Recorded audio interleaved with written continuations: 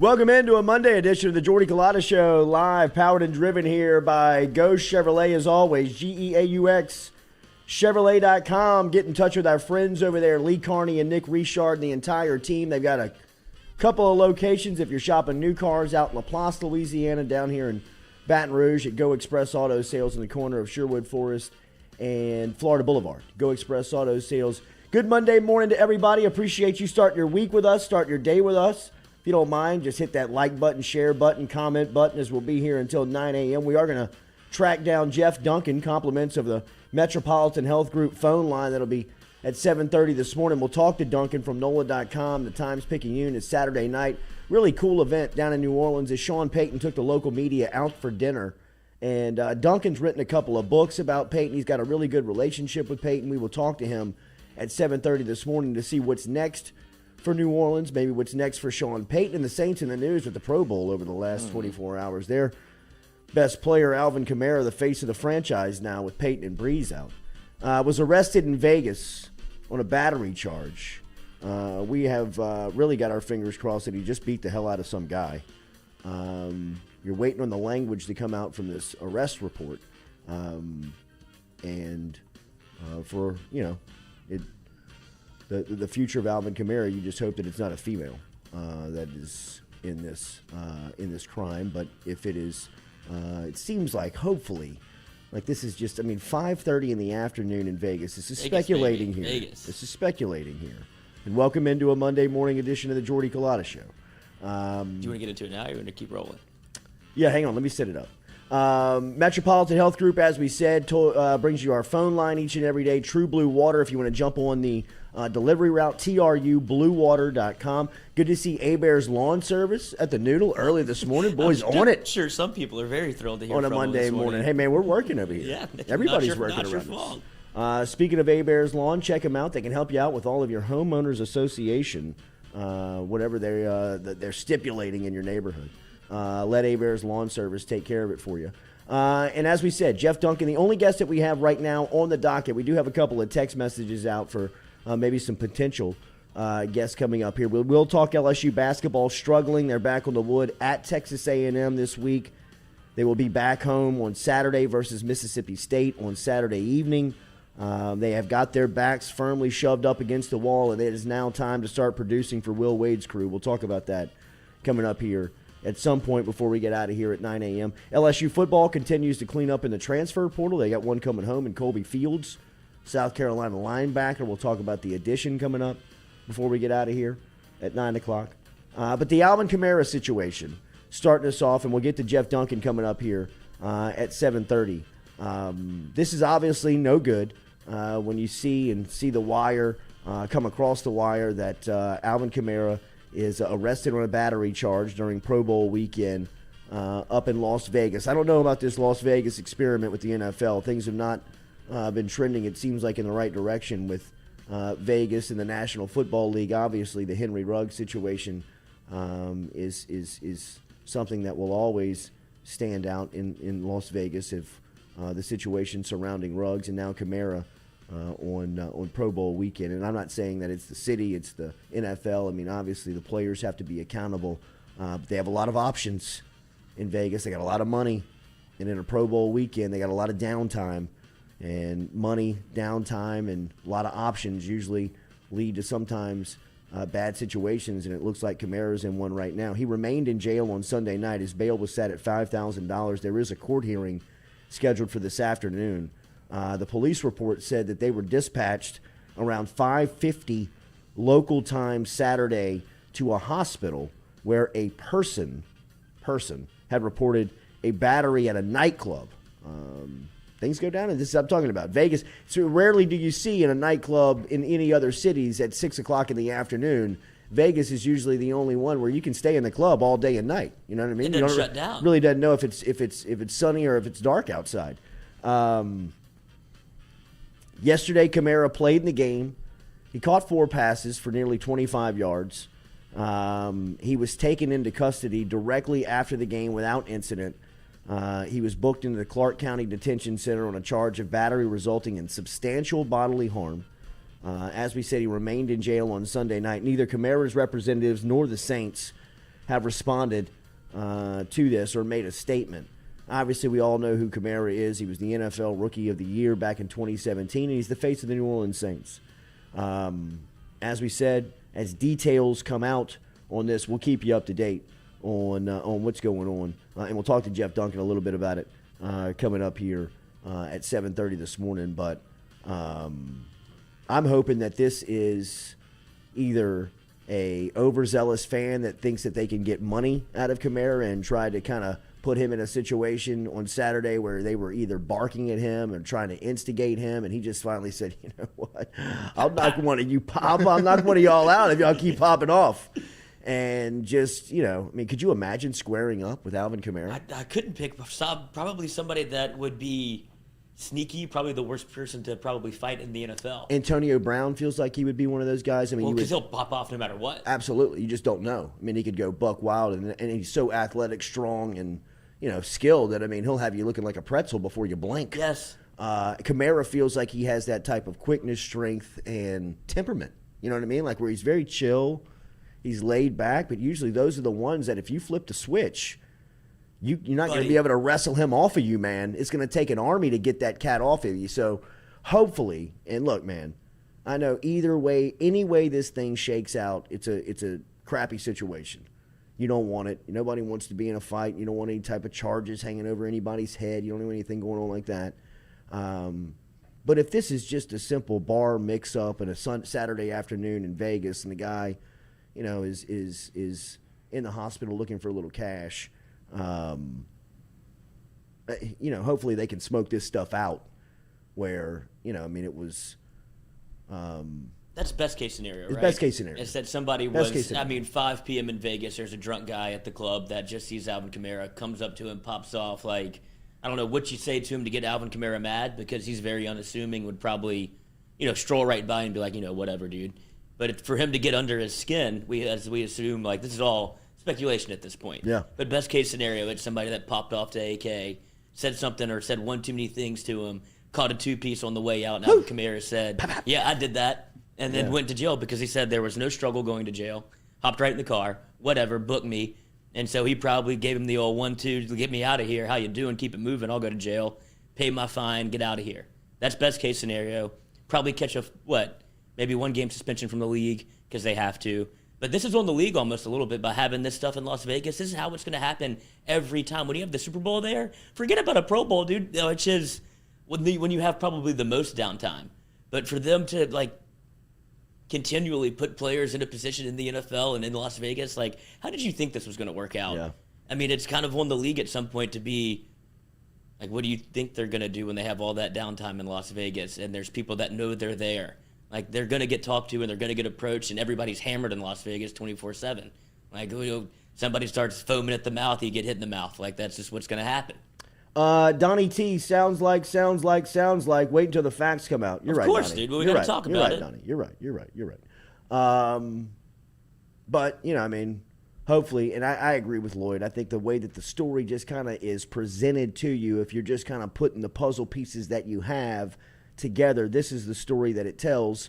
But as the facts come out, we will keep you up to date. We will keep you up to speed on what's going on there. Obviously, that's a huge story for the New Orleans Saints, as they have been in the center of a lot of NFL news over the past couple of weeks with Sean Payton retiring. They are going through some interviews right now. It looks like Eric Bieniemy spent 8 hours in New Orleans over the weekend with players, with executives, with administrators from the Saints.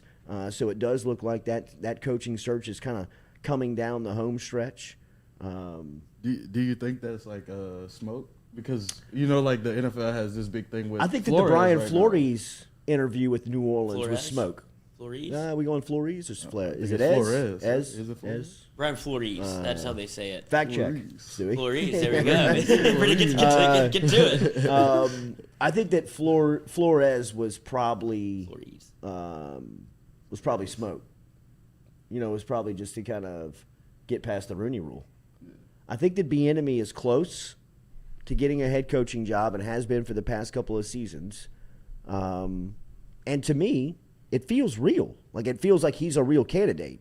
Now, I would be surprised if they landed on anybody but Dennis Allen. We'll ask Jeff Duncan about that coming up here in the next couple of minutes. But there is something to think about here. Now, if Peyton takes a year off and he's in television and he's the head coach of the Dallas Cowboys in a year, and Dennis Allen is the head coach of the Saints, and you would think most probably going to keep, if not all, the majority of the staff and the program together, right? Like even like the training staff and everybody who is put in place right now is probably safe if Jeff Duncan, excuse me, not Jeff Duncan, I'm looking at Jeff Duncan's name on the screen. If if Dennis Allen gets the job, right? Like everybody's probably going to be held in place. But what if Peyton gets the Dallas job next year?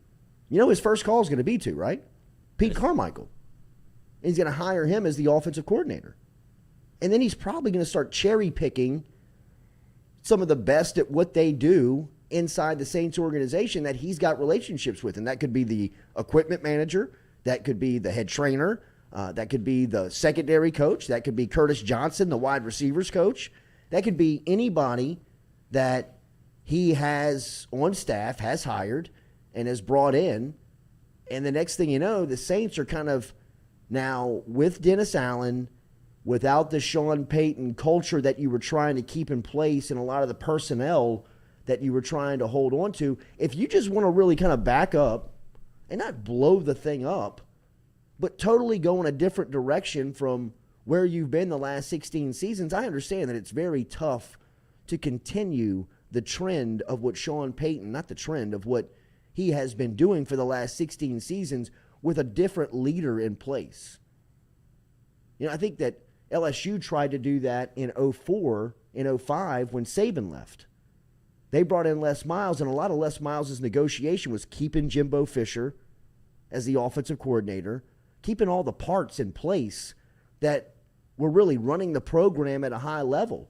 But once those people left, Jimbo went to Florida State, the players that were recruited in, Glenn Dorsey and those guys went to the NFL, Hester and those guys were moving on. The guys that Saban had brought in that were playing for Les Miles at the end, once those guys got out, that culture was gone. And from the Saints standpoint, if you're just really trying to hold on to the culture, I don't know how firm of a grip you can really have on it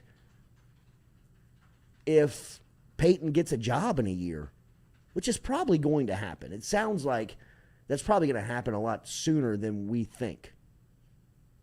I think that he's out a year, does television. He calls 2 or 3 big games next year on TV, and he's got his blood boiling and says, I need to get back down there. I mean, I can't wait for the time for him to get almost aggravated at the team on television because they're not as smart as he is, essentially. And that's going to drive him back to the sideline. And when that does, he's going to work with the people that he's familiar with. He was in New Orleans for 16 years. You keep Dennis Allen, and Allen keeps everybody in place. Peyton gets the job in Dallas next year. Next thing you know, the Dallas Cowboys become New Orleans West. And you got Dennis Allen hoping and praying that he was going to hang on to the Sean Payton culture. Now, I don't mean that to knock Dennis Allen. I think that Allen has proven that he probably deserves another chance at an NFL head coaching job. But I think the New Orleans scenario is a little bit different for Allen just because of the amount of time that he spent here, right? He's loyal to a lot of these people, a lot like Peyton is. So if he gets the job, I think that there probably is going to be an understanding of, hey, I'm keeping my gig, right? So it'll be interesting. I think Bieniemy is real. I think that's what I'm circling back to. That's my ultimate point is that, you know, Stewie asks if that's smoke. I think that the Brian Flores interview was smoke. I think that was just pass the number, get past the Rooney Rule. You've checked the box. You did what you were supposed to do. Bieniemy spending 8 hours in the city with the decision makers, meeting and talking to people in the organization, to me feels real. It does. I mean, like I said, I still would be surprised if Dennis Allen was not the hire. Not shocked, not taken back, but just, wow, they're going in a different direction when they've got Dennis Allen sitting there. And if it is Eric Bieniemy, it seems like he's ready. I know that there's some stuff that people look at in the past, and I'm not diving into it. I just from the football standpoint, I mean, he has been, if he's not the architect, he's the co-pilot of the most dangerous offense in the NFL for the last 5 seasons. Yeah, no, but I mean, and a lot of people don't want to give him credit for what he does because Sure. of the weapons around him and who he has at And quarterback. Andy Reid and all exactly, the stuff. all But I that mean, stuff. I get that, but if you're Eric Bieniemy, you don't go somewhere for 8 hours if you don't feel like you're in serious consideration for a job. But on the Saints side, I mean, it just makes so much sense what they're doing, that they're going to get. They're just going to elevate Dennis Allen because people, like what Pete Carmichael did, like told me what their plan is. Pete Carmichael did an interview for like the head coaching job. He turned it down essentially because he wants to stay in his role as offensive coordinator, which tells me that Dennis Allen's getting the gig, and he told him, hey, do you want to stick around in BOC? Sure. Absolutely. Then you elevate probably Ryan Nielsen, the defensive line coach at LSU, was trying to get to be their defensive coordinator many moons ago, and you put him in the defensive coordinator role for the Saints. So they keep everything in-house. You kind of live in the house that Sean Payton built and hope that the rules stay the same. Yeah. And hope that everybody jives together, because I don't know why you would want to change culture, because it's a good culture. Like, that's what everybody preaches about the Saints, is like everybody in there is tight except for Michael Thomas. He's the only one that seems to be unhappy. But when you have like a Demario Davis that's still there, you have leaders like Mark Ingram. I would say Alvin Kamara. We'll see where that is, but that's definitely, that fits what New Orleans is trying to build and what has been built. So I would be surprised if they go off the wall and bring in an Eric Bieniemy and kind of change everything. But like you said, there could be a time where you like bookmark this thing and say close the book or write another one. Yeah. So that could also be on the table for the Saints. But I think they ride with Dennis Allen, who, I mean, look how hard it is to win previously in Oakland and now in Las Vegas. Like, that's a tough cookie to crack. And he was able to, I mean, he wasn't able to do anything there and got fired, 2 years in? Yeah. And has never really gotten another look since. I think this is a better situation for him, even with all the turnover in New Orleans. Jeff Duncan was a part of the media turnout on Saturday at a local New Orleans restaurant for Sean Payton sending off the media with a dinner, which was a really cool event. If you saw some of the pictures that were circulating, Duncan's got them on his Twitter account. Really, everybody that was there was tweeting about it.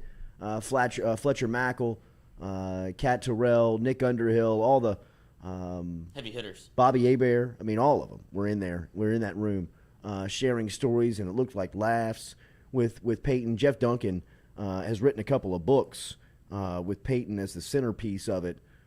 Is going to stop by here at 7:30 this morning and talk a little bit about that night, what could be next for New Orleans. We'll talk to him about some of the candidates, the Alvin Kamara situation, what he knows, if he could shed any light on some of the information that has come out or has not come out since Alvin Kamara was taken into custody yesterday after the Pro Bowl in Las Vegas due to a battery charge and what they called bodily damage caused in that battery charge that was placed on him in Clark County over in Las Vegas.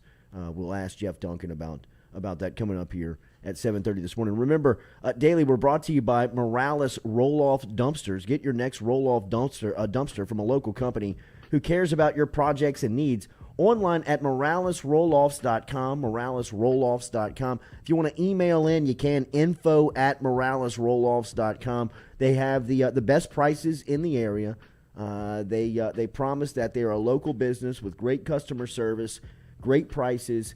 Residential, commercial contractors, and homeowners are all welcome over at Morales Roll-Off. If you want to find them, moralesrolloffs.com. That is moralesrolloffs.com. 16155 Airline Highway is where they're located. 16155 Airline Highway is where they are located. As you see the website scrolling in front of you, if you're watching on YouTube or watching on any of our video outlets, you can see 10-yard, 20-yard, 30-yard, nice.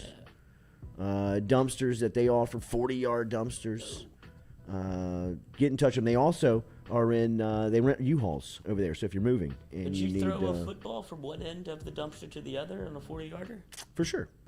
Yeah, absolutely. Regulation size? I don't know. We had a tour on Friday night of the LSU football facility. Oh.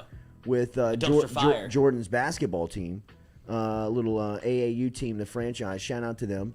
Sleeves regulation. Sleeves regulation. Looks like that rule is hard sticking, though. They had 2 yesterday without the sleeves. They got into a war yesterday at Southern Lab. 1-point game, went to overtime. 1-point loss. Sounds like a loss. It was a loss. Jay squared one up at the end. Just rattled it in and out. They had their chances. It was good to get into a competition like that. But we went Friday night to the indoor arena, or we went all around the LSU football operations facility. Compliments of one of the fathers on the team is in the strength staff. New addition, or? He was actually brought over late last year with Ogeron in a holdover. Oh, made the cut. That's almost more impressive. Yes. Mm-hmm. And we went all around the facilities like 6 o'clock Friday afternoon, so everybody was kind of out of there. It was a ghost town, and we went out to the indoor, and they started running around, guarding each other, and they needed a quarterback. Uh-oh. Coach, where's the ball at? Loosen that thing up. I think there's a ball over there in the corner. I got you. All right. So we split up the teams. We're a little 5-on-5, all-time QB. Threw a pick at the end of the game to lose it. Kid was offensive pass. It was defensive pass interference, though. If we had refs on the field. Have one back? Yeah, absolutely. I mean, I was trying to call it. I mean, the parents were kind of like, is he going to take this too serious? It's like, you pushed the kid down, bro. I mean, DPI all day. The video's running in here. Yeah, got the all-22 on the sky, don't lie, brother. But, bro, I woke up Saturday morning, and my shoulder felt like it was going to fall off. Did y'all go CFB ball? Yeah, it was an absolute LSU football that was hanging out on the side, dude, and we went. We went like Kenny Pickett. We didn't go to the 100 yards. We went across the field, kind of like from the end zone to the 25. Yeah, right. But still let a couple of fly. You know what I mean? A couple of guys got behind the defense. I let it go, bro. Is that the 40s the max? I don't know if I could throw a football 40 yards. Oh, I definitely could throw one more than 40 yards. I mean, we can do this. I know. I believe you. We We can get a dumpster. We can do this. See if we can throw it over the dumpster. We could easily do the dumpster. Or we could just go like to a pickup park. I mean, we could go to a football field and just like mark this thing off and see who's got the can. I'd imagine that Montook could probably still uncork one about 60. Yeah. 60. Noah could probably let one fly. Cannon. I can see Noah's got probably a cannon. He's lefty too. Stewie, how you feeling over there? I got 40?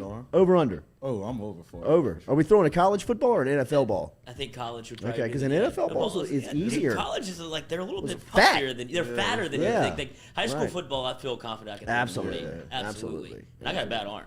Yeah. I'm Chad Pennington out there. Precision. Noodle arm. Not noodle. Tight spiral. Just doesn't go that far. Yeah. Yeah, Drew Brees. I've been watching videos on the tube, dude. I'm trying to get that thing. Yeah, and I'm not using my body right. Yeah. So let's see. Over under like 32.5 for me. I can under.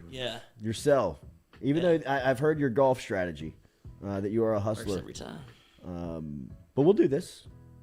I mean, I would say in this room, outside of Montook, Montook's got the strongest arm on staff. Between you and Noah. He better, dude. He's a big leaguer. Yeah. He's right, yeah. I mean, he's setting himself up for failure. Absolutely. I mean, if he can't make it, if he has any doubt on that, he should sit that out. You know what I mean? Like, because you won't want to show that. That's something that you'll never overcome in this office. No, you can't lose to the Joes when you're the pro, dude. No way. Who's the host of that? The USC running back. Oh my God. It's like Saltalamacchia, but it's not that. Pepistouris. Do you remember that show? Yes. Oh God, Lee, I know you're talking about. Papadikis. Yes. What a great show. It is. And somebody tried to do that in Las Vegas with Alvin Kamara. Looks like they're still pros win again. We'll talk to Jeff Duncan coming up here in a couple of minutes. We will talk to him when we get back here on the Jordy Culotta Show. Hit the like button, share button, comment button. We'll talk about the struggles of LSU basketball coming up. Obviously, some of the same things that have plagued them through this losing stretch popped up again in Nashville. Slow start, defensive breakdowns, missing open shots.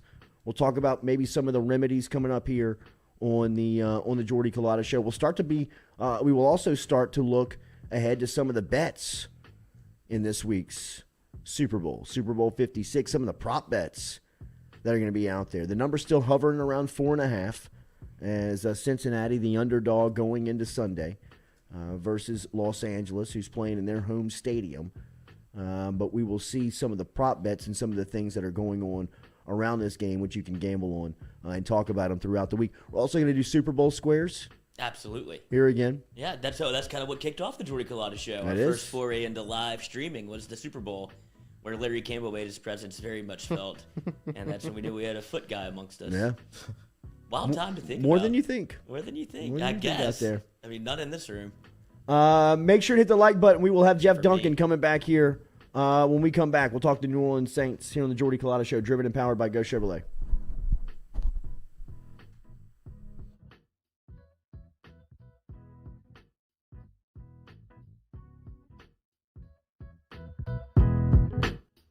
Papa Earl's, the fine spice, originating right down here in South Louisiana by our guy Mark Pop Norman.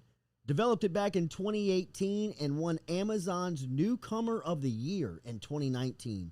They pride themselves in having 30% less salt and sodium than the leading brands at the same price point. You can find them locally. Look for Papa Earl's at Rouse's, Calandro's, Mathern's, High Neighbor, and more.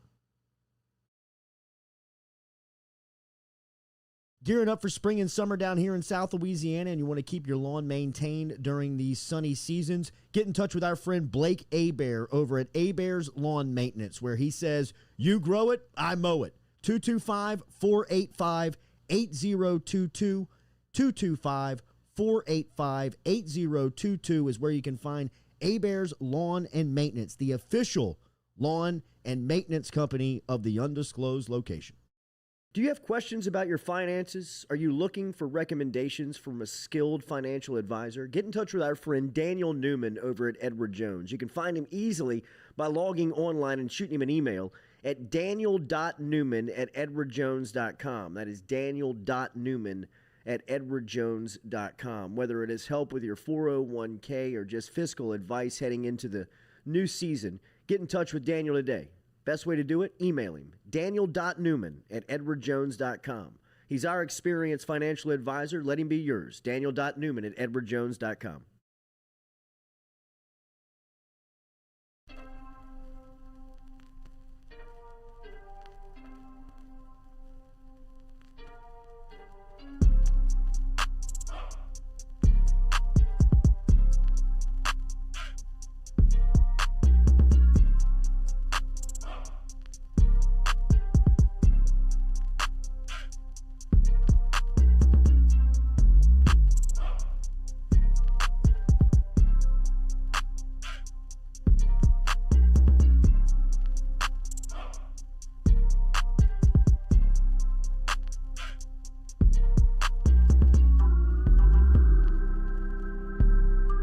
All right, welcome back here to the Jordy Culotta Show, driven and powered by Go Chevrolet. Our good friend Jeff Duncan down in New Orleans was there on Saturday night as Sean Payton took the local media out for appreciation over the last 16 years. The relationships, it looked like a fantastic room. A lot of laughs, good pictures coming out of there, exchanging of gifts.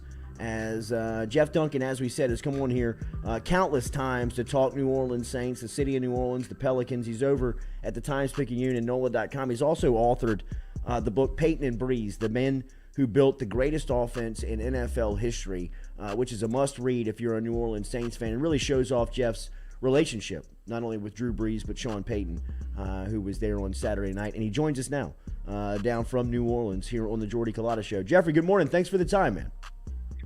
Great to be on. Thanks for having me on. Absolutely. Tons to get to, man. As the Saints obviously in transition, we know about the Sean Payton announcement. And before we get to everything that we want to talk to you about, draft and head coach and what could be next, Alvin Kamara. Sean Payton, 16 seasons. Jeff, you covered all of them. You were there for all the highs, all the lows. And you were there at that press conference where he announced his retirement, which was one of the best press conferences I believe that I've ever seen. How do you, I don't know if you can, but how did you recap maybe what Sean Payton has meant to the franchise, the city, and what he leaves behind? Yeah, Jordy, it's obviously difficult to put into words. I mean, 16 years is unprecedented, really. Longest tenure in Saints history.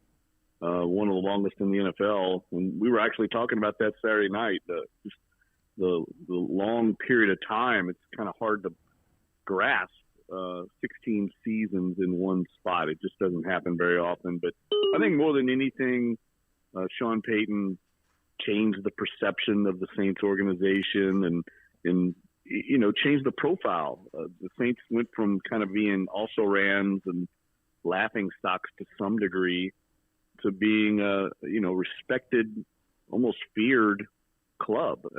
Almost overnight that happened in 2006.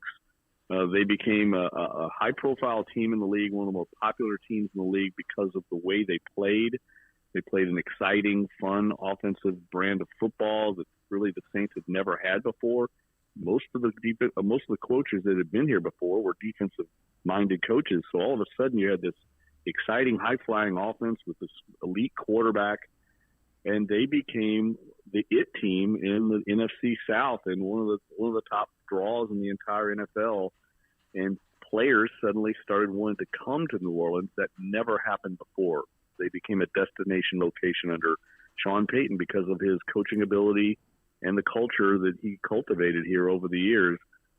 So that, I think, is very difficult to do at a team sport like the NFL or like pro football. It's hard to change a culture and a perception the way he did. And then the last thing I'd say that I truly admired as a journalist covering his teams is, and I think this is an important lesson for everyone in Louisiana and in the South in general, is he never made excuses. He was a model, I thought, of how to act in times of adversity. And we get a lot of that in New Orleans and Louisiana. We're 49th in everything, Jordy, and we tend to kind of have a woe is me, and we like to play the victim card. And he never did that. He wouldn't let his players or coaches do that. Even when times got rough this year with injuries and COVID infections and having to travel, he didn't make excuses. And I think that really is what I'll take away from his teams. They were mentally tough in addition to how physically tough they were. I remember covering those Les Miles first couple of years teams, and you could feel the culture that Saban had established within the program was still evident, whether it was with Jimbo Fisher, the offensive coordinator, or it was guys that were leaving or coming up like Glenn Dorsey and Jacob Hester and Early Doucette and guys like that he had recruited, brought in. How much of the culture that has been established by Peyton can live on, and does it have to be somebody like Dennis Allen next as the head coaching seat that can really drive that forward? Yeah, that's a great question. I think that's probably something that Mickey Loomis, the general manager, and the rest of the Brain Trust is discussing because I know they value that culture internally, and that's probably a huge advantage for the two internal candidates, Dennis Allen and Darren Rizzi, the special teams coordinator. Aaron Glenn, of course, the defensive coordinator from Detroit, was a part of that culture for a number of years. And Mickey Loomis said the other day to us, he said, we're different in our selection process here than the other teams in the NFL because they're starting over. They may be looking for a culture overhaul or a roster overhaul, and we've got a good roster. We've got good culture. So they don't have to start over. And I think that was a fair point, and I do think there will be a carryover. There's no question. The leaders on this team in that locker room have all been impacted by Sean Payton's coaching over the years. And I do think that'll be a part of the decision factor in who gets to be the next coach. You mentioned the internal candidates. It seems like they spent a lot of time with Eric Bieniemy, who's the offensive coordinator with Kansas City. Do you have a front runner, and do you have an idea of what they may be looking for as qualifications to but to find the next guy after Payton? Well, I think Dennis Allen still has to be the front runner because of some of the points we mentioned. He knows the culture. He's been a part of it. He's been there 12 years and certainly has done an outstanding job with the Saints defense. So I think he's still the leader in the clubhouse, but I've heard that Aaron Glenn interviewed excellently and is very confident himself that he might get the job. He's never been a head coach before. I think that's what he's trying to overcome in this selection process. But he played for Bill Parcells. He played for Sean Payton, so he knows that culture. And I think he's very like-minded as a coach with those two. And I've also heard that Darren Rizzi actually had a very good interview last week as special teams coordinator. A lot of fans might not be familiar with Rizzi. He's been a head coach at the college level, but he has a very much head coach charisma and presence about him. And I heard he impressed them as well. I have not heard, Jordy, how Bieniemy's interview did yesterday. I haven't talked to sources today to find out how it went. I think probably the length of his interview had more to do with all of the background information. You know, that's something that Eric Bieniemy's always had to fight. Yeah. And I know these thorough search interviews that the Saints are doing, they're uncovering every stone. And he has an extensive list of things that I'm sure they wanted to discuss. Jeff Duncan joining us here on the Jordy Culotta Show. News was breaking as we were coming on this morning that Alvin Kamara had posted bail in Clark County up in Vegas after he was detained on battery charges after the Pro Bowl yesterday. I know this story is very new. Is there anything that you can add to it, anything that you've learned, and what are the ramifications from this standpoint of what it could mean for the Saints? All I know, Jordy, is that, team officials last night were, in touch with people from Alvin Kamara's camp. I don't know if they talked to Alvin himself, but they're obviously very much aware of it. I think there'll probably be a statement today, but it's obviously disappointing. I mean, he's a team leader, a guy that the Saints rely on and off the field to kind of set the tone for the organization as far as leadership goes. He's never had any incidents ever in his professional career, even his college career, as far as I know. So it's unusual for him to have an incident like this, and I'm sure there's going to be more coming out here in the next 24, 48 hours. But if he, in fact, is caught up in this, he's going to be facing probably a 3 to 4 game suspension for violating the league's personal conduct policy. And obviously that's not how you want to start off the 2022 season for any new head coach. Yeah. Jeff, have you heard the mental state or where Mike Thomas is from a physical standpoint and how engaged he is in this offseason to get back for next year? Do you know where he is going into this offseason? Yes. I mean, I've heard nothing but positive things. I've heard he is not being shopped as a trade candidate, that they're fully expecting Mike Thomas to be a part of the New Orleans Saints this season. And that's going to be good news for any new head coach. Having a Pro Bowl receiver, we all know how much the Saints struggled without him at that position. But I've heard his rehab is going well. He's not ready. If today they had practice, he would not be able to practice right now. But he is on schedule, and I've heard he's been very positive reviews about his attitude and wanting to be a part of the Saints going forward. Jeff, how cool was Saturday night? What was that room like with Sean Payton and all of the local media members that had covered him over the years?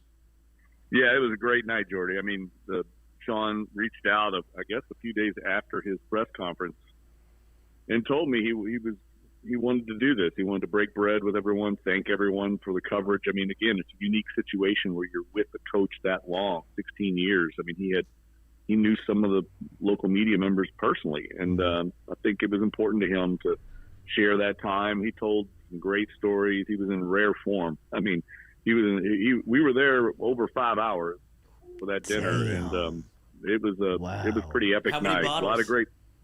Oh, I have no idea. We ran through a lot of wine, a lot of great food. The people at the Coquette restaurant were tremendous, and it was just a really special night. And I think it'd have kept going on if we didn't finally wrangle him out of there. Wow. After midnight, it was a fun night. You and him have a great relationship. You've written a book of him as the centerpiece, and really have a great relationship with him as far as media member and subject goes. Is there a story over the 16 years? Is there an instance over the 16 years that stands out to you that you knew that maybe I could be covering one of the greatest to ever do this? Yeah, well, I told this story and actually wrote about it in the paper the other day. I mean, I remember Peyton calling me the morning. It was the week of the first the opener in 2009 against the Detroit Lions. Matthew Stafford playing the first game as an NFL quarterback. And we had a headline, Jordy, that morning after an interview in the Saints locker room with Jeff Charleston, a backup defensive end. And I'd asked Jeff Charleston what he thought of this situation with the rookie quarterback coming in, the hostile dome environment. And Jeff Charleston just looked at us in the media corps and said, I think he's fresh meat. And you can imagine how that went over. I mean, that headline was on the Tom-Picayune World War III level size font. Right. And the next day I got a call from Peyton, and I don't even think I got the word hello out. He just launched into me, was ranting. He called us the National Enquirer, said that piece of paper, that headline was going to be in the locker of every Detroit Lions player. And he just was livid. And I told him when I finally got a word in, I said, Coach, I don't think it's going to matter. The Lions were 0-16 last year. They're terrible. And, of course, the Saints destroyed them in the opener, beat them 45-27, intercepted Stafford 3 times, went on to win the Super Bowl, as we all know. And I saw him after the game that day, and he goes, yeah, I guess I was a little out of line. You know, he apologized. But it let me into a window into how he operated. I mean, there was no stone unturned. Attention to detail. He was passionate, cared. He wanted everybody around him to care, including the journalists covering the team. And to me, it wasn't a personal thing. It was just this is how he operated. It was really good insight into how to deal with him going forward. And he got much better with the media. We were roasting him, Jordy, on Saturday night about a lot of these similar incidents. But almost all of them were from the first 3 to 4 years of his career. The last 5 years, he totally got it. How do you see the next 3 years of his life? I think he doesn't really have a plan. I think that's one thing that people don't understand is I think they think there's some ulterior plan here. There isn't. He's going to enjoy his life. I think he's going to definitely do media. He's going to probably do Amazon or Fox out in L.A. I think he'll have a place out in L.A. His daughter lives out there. Spend more time with his family. Get back in shape. I know that's important for him. He feels like he can't do that. The way he coaches, how much time he invests in a given season. And then I think eventually he'll get back into coaching, but there's no plan, where he's going to go. We don't know how this league up. We all see it every year. Who would have thought a year ago Sean Payton wouldn't be the coach of the Saints or John Gruden wouldn't be the coach of the Raiders? I mean, things happen in this league, but he will not go back into coaching for just any job. It's going to be a functional, successful organization. He's not going to do some kind of start over.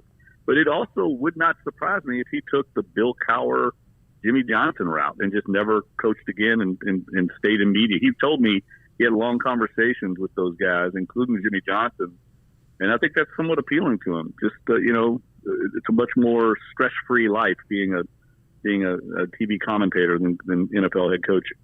It'll be a great story when it's told in looking back what he accomplished in New Orleans, as you said, changed the entire culture and the entire way that the Saints are perceived. I mean, they went from almost a laughingstock of a franchise to now that's one that is taken very seriously and almost the model of consistency under his reign. One before I get you out of here on the Super Bowl, Jeff, I know you had some really good coverage of Burrow and that 2019 team when they came down to New Orleans and Burrow and Breeze exchanged jerseys in the Saints locker room and started to bud a relationship. What do you make of Burrow taking the Bengals? Almost kind of feels like a Peyton Breeze story from 16 years ago of a couple of key characters coming into a city and a franchise and totally changing the direction of how they're perceived. What do you make of Burrow having the Bengals in the Super Bowl in just year 2?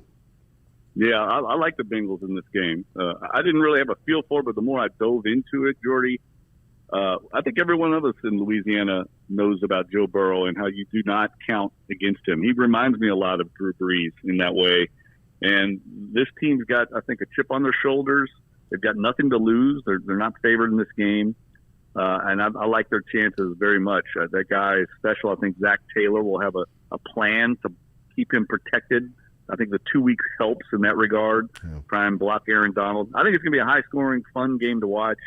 Would not surprise me to see the Bengals win. Jeff, great work on Saturday night, man. Appreciate you bringing that some of those images and some of the stories to the public here this morning. We'll be following all of your work to keep up on what's next on the Saints. He's on Twitter at @JeffDuncan_ over at the TimesPicayune and NOLA.com. Thanks, man. Yeah, thanks. Have a great week, Jordy. Take care, buddy. All right, man. See you. There is Jeff Duncan checking in this morning from New Orleans, giving the latest on the Saints. Talked everything there from Peyton and who could be next from a head coaching standpoint, Alvin Kamara, and the latest on what's happening there. As we said, when we were coming into the interview, it was breaking and coming across the wire that Kamara had posted bail, so he's out in Las Vegas after yesterday being arrested for a battery charge that happened over the weekend in Las Vegas. As those details continue to emerge, we will keep you up to date here. Remember, Daily, we're brought to you by Edward Jones and Daniel Newman. Our friend over there, Daniel Newman, will be tailgating this Saturday for LSU basketball versus Mississippi State, and hopefully shaking some of the juju that is hovering over LSU right now. But if you're looking for financial advice, take our word. Daniel Newman's one of the best you'll find, man. 225-261-8262. The quick return he's shown us on transferring over our 401k and getting them into the system with Newman has been very transparent. You get the numbers delivered to you. You see where your money is. You see how your money's working for you. You see how Daniel's putting your money to work for you. And he has been nothing but great to work with from our standpoint. Our testimony on Daniel Newman is glowing. How easy it is to work with him. You can find out and come meet with him and talk to him this Saturday. We'll be out tailgating. He'll be right by the Indian Mounds on campus getting ready for LSU Mississippi State on Saturday night. Newman and Edward Jones going to be putting that on with our friend Papa Earls and Papa Earls Spice. I'll have some jambalaya and some food and beverage for you over there. But get in touch with Newman about some fiscal advice, about some financial advice. Email him, daniel.newman@edwardjones.com. daniel.newman@edwardjones.com, or as we said, give him a call, 261-8262 in the 225 area code, 261-8262. Great friend and supporter of the show, Daniel Newman. Tell him you heard it right here on the Jordy Culotta Show. Good stuff from Jeff Duncan.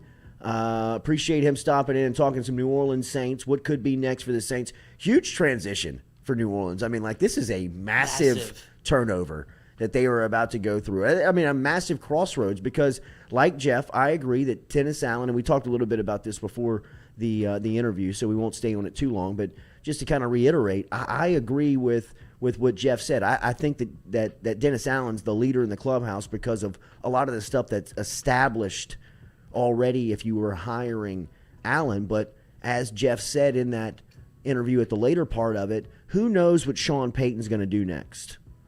Like, who knows? He doesn't have a clear-cut plan. He's going to get into media, it seems like, and there's a possibility he jumps back into coaching, but there's no plan that he's going to do it. If I was betting today, I'd say he does it.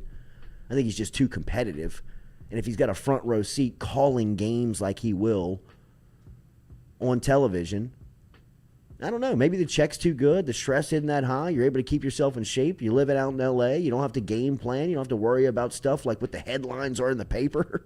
You know what I mean? And calling the editor or the writer or the author of the story to blast them before you play a 1-15 team, an 0-16 team in Detroit and a rookie quarterback. I mean, look at the stress levels on an NFL head coach. Yeah, like, what are you going to do, man? Say that, dude. Go talk to Jeff Charleston. Don't talk to us. But yeah, it was a good story by Duncan. I just think that he goes back to coaching, and if he does, poll question, absolutely, poll question. We got one up right now. Who will be the next Saints head coach? Dennis Allen at 57%, Eric Bieniemy 38%, Brian Flores 3%, Flores, Aaron Glenn 2%. So we're gonna end that one 225 votes. Weird, 225 votes and 66 likes. I don't understand that. So we will update a new poll. Here. Sean Payton. Will Sean Payton coach again? Yes or no? I believe I would vote yes on that.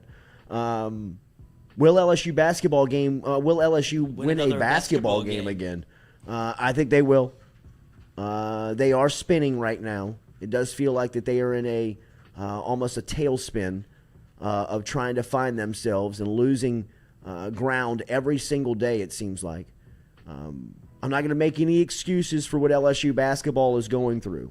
I know that people want to bang on me and think that the relationship with Wade and some of the things that we've said right now, that they're struggling. You have to call it like you see it, man.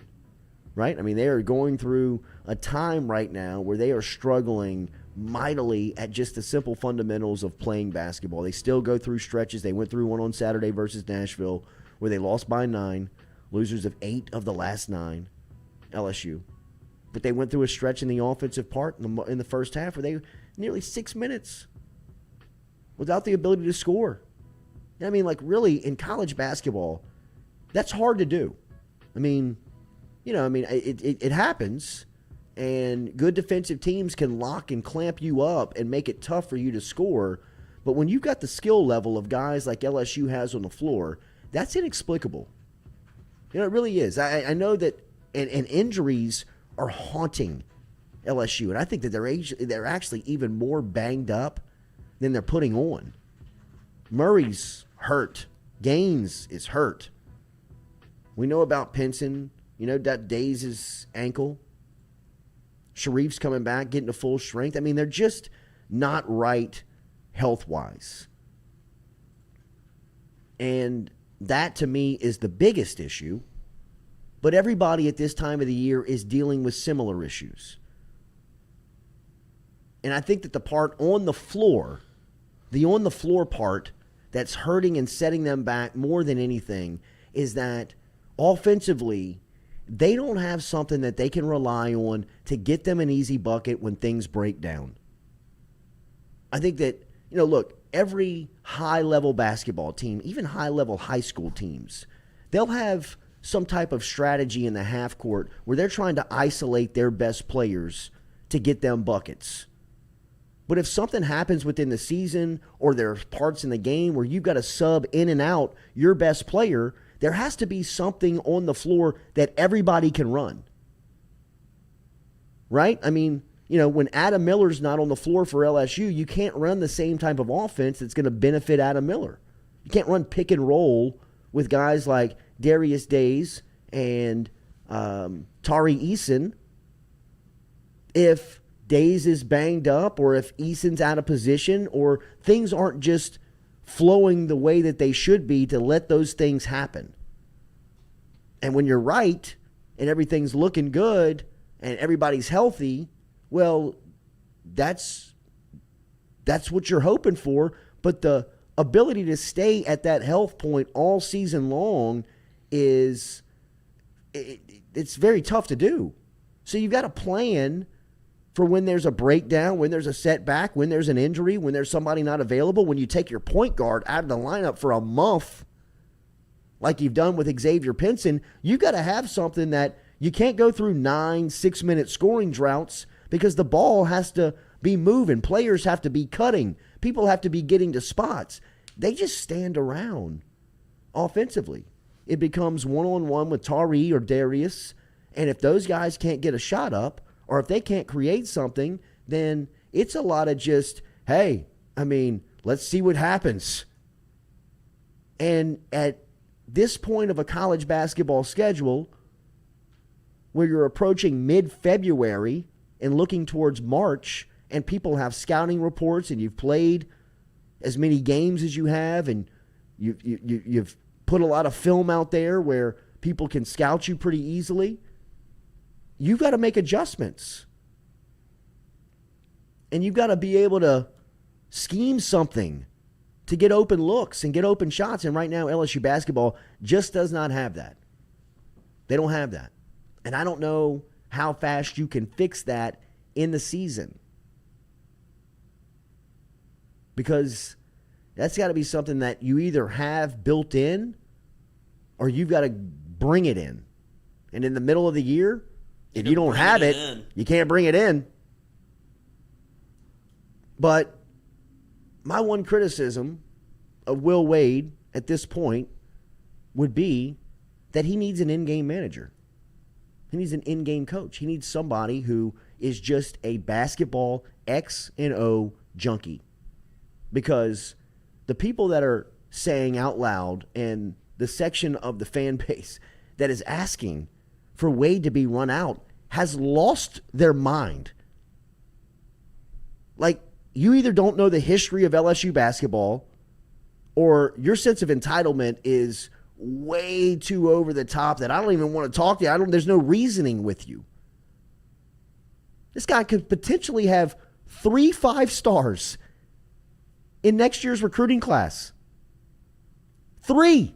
If they reclassify Marvell Allen, the point guard in Florida, which looks like it's possibly going to happen, that is 3 5-star players in one class.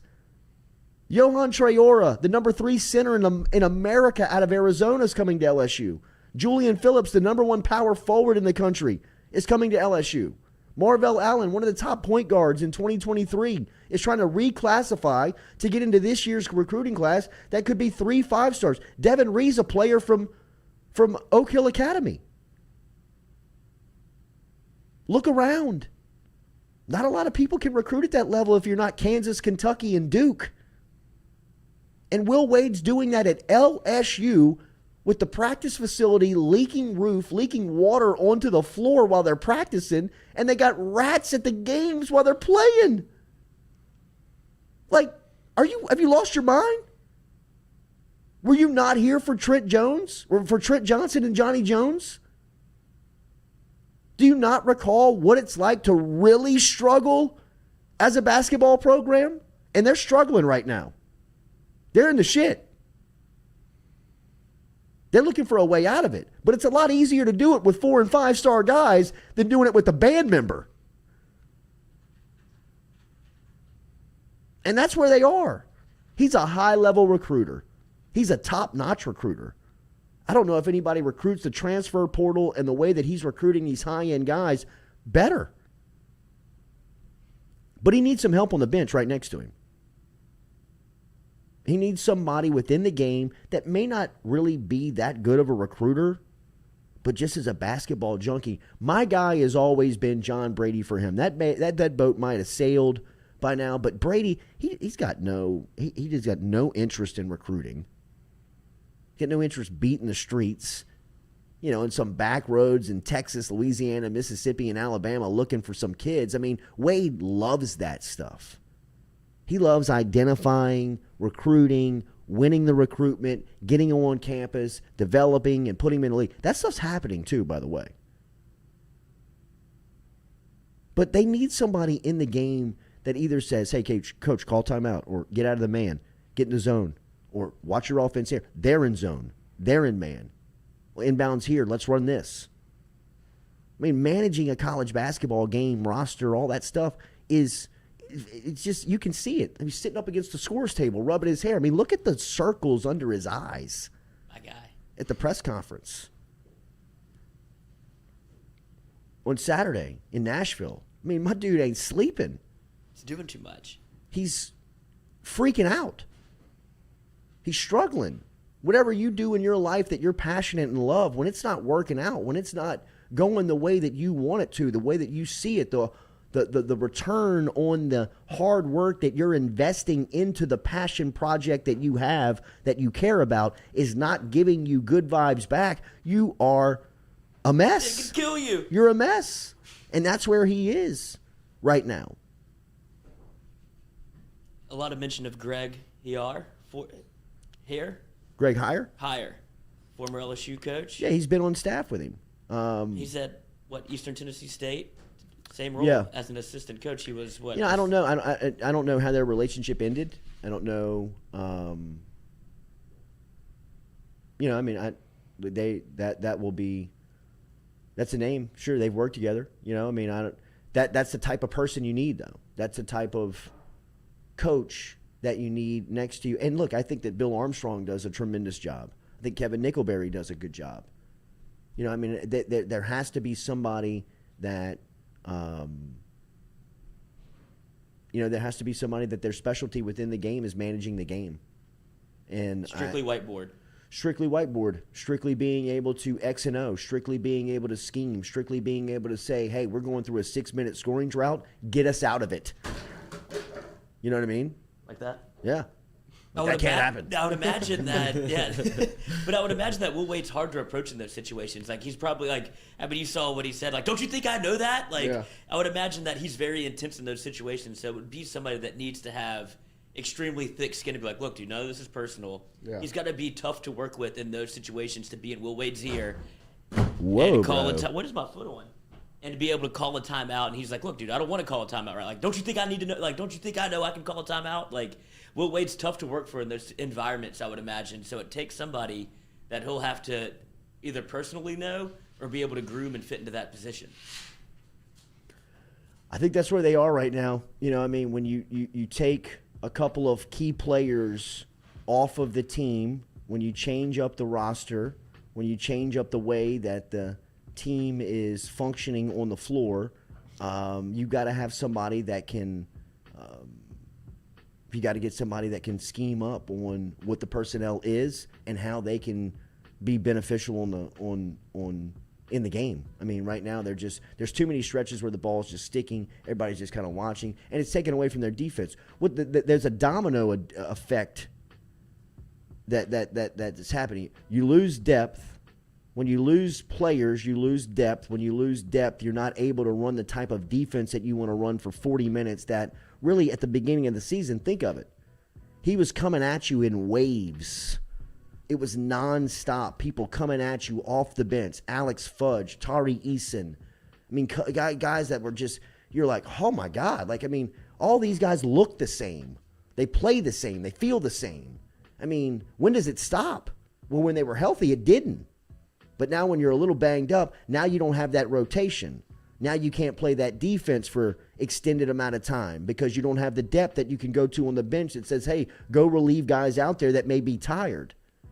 Now you start picking up fouls. Now you're in foul trouble. Now you've got to get to places where you've not really been as far as rotation goes. Now you're asking players to do things that they're not comfortable doing. And when they don't have a scheme, I'm like really and truly, I'm talking like seriously, like simple stuff like motion offense, flex offense, things that you were running. Like that's what I'm teaching Jordan's team right now.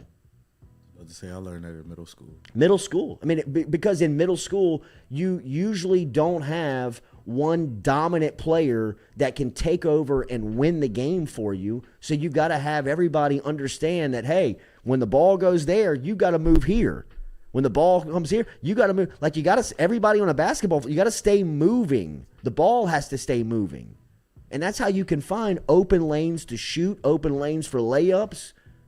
That's, you know, because that's kind of the simple part of basketball.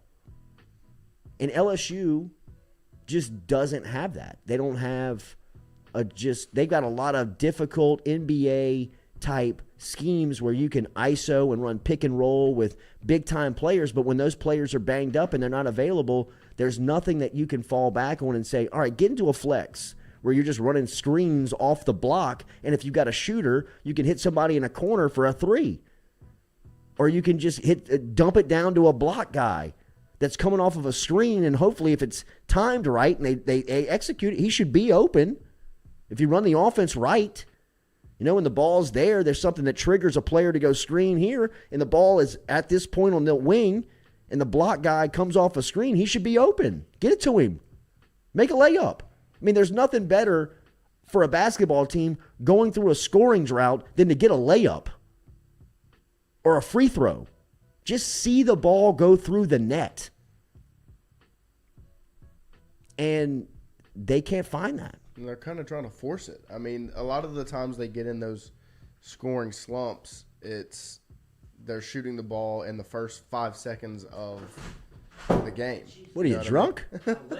Sheesh. They're shooting in the first 5 seconds of the shot clock. Yeah, well, then one pass. Yeah, they're one pass. One pass and three. I mean, that's pickup rec league basketball. I mean, it really is. I mean, I'm not trying to disrespect. I mean, what they're putting in. I know that they're working hard. I know that they're putting in a lot of time. But, I mean, one pass and shot with this team is kryptonite. Yeah. That is a killer. Like, because then the domino effect continues because that kills morale. And so you don't even want to give effort on defense. Well, now you're not getting back on defense. Yeah. And they're getting run. I mean, how many run-out dunks, layups did Vanderbilt get? You know, I mean, the early starts to me or the late starts that they're going through where they're starting these games behind the 8 ball every time because they're either falling behind by 10, 15, nearly 20 points like they were on Saturday at half is because of what Noah just talked about. You don't eat shot clock. You don't get good shots. You come down, you pass the ball one time, jack up a three-pointer, it bounces off the iron deep, and they get a run-out rebound for either a layup or a dunk. Now their crowd's on their feet going nuts, and you can't really even get into it. So, I mean, they've got to find something that they can get right on. Like we talked last week. I mean, they just needed a win for the morale of the program. Now they need wins so they stop slipping in the NCAA tournament. Yeah. I mean, if Vanderbilt can back cut you to death, you feel like LSU could take a hint. I mean, they've got to get right because here's what you do know. They're going to try and screw LSU basketball in the postseason. They've done it every year that Wade's been there with giving him a higher seed than he deserves or a lower seed than he deserves, however you want to look at it. He should have been a 6 last year. He was an 8. At times this year, they've had him as a 2. He messes around and keeps losing. They'll have his ass outside looking in, or they'll have him as like a 11. Dangerous. You know, they have to be better offensively. The whole thing is now it's all kind of it's dominoes. I mean, snowballing. It's just getting worse. It's piling up. You can see that there are people that are more banged up than we realize. They are Brandon Murray's hand is obviously plaguing him. And for what Murray's a ball handler, he's a guard. He handles the ball and he shoots the ball, and his right hand's killing him. And now he's got to play 30 minutes instead of 18. Because when we begin the season, they're subbing him in and out, and now he's got to play the whole game. Yeah, exactly. Eric Gaines has got a wrist issue. Yeah. I don't know if Gaines thought that he was going to play this amount of minutes. He shouldn't have if Pinson was going to be healthy. Brandon Murray's become your go-to scorer. Yeah. Like you said, right. That goes back to like them coming in waves. Like you had Brandon Murray coming off the bench. You had Pinson coming off. I mean, not Pinson. You had Tari Eason coming off the bench. You had all these guys that you're like, and then you got Sharif back, and LSU just looked like a monster of love, just like something that you couldn't stop from rolling downhill. And now it's turned into we need to plug and play all these guys, and it's just not the same effect that you have because you're relying on guys that are in roles that they're not used to. It really does come down to injuries. Yeah, no, it's selections, it's options. You don't have the options and the players that you had. Tom Granting, it's team basketball, not individual basketball like LSU is playing right now. No, it is, and that is what those simple. And it's almost comical to bring up, but that's what those offenses breed. Is everybody touches the ball, everybody stays moving, everybody is kind of cutting in and out. It was a lot like what Vanderbilt was running on Saturday. And that's how you wear defense out. We're getting worn out. Yeah. Because we're trying to. Well, you're guarding. They're overplaying everything. They're guarding. And then on offense, they're shooting the ball in 2 seconds. They got to get back. And you're freaking out on defense because you want such an easy bucket that you're trying to overplay. Yeah. You're jumping everything.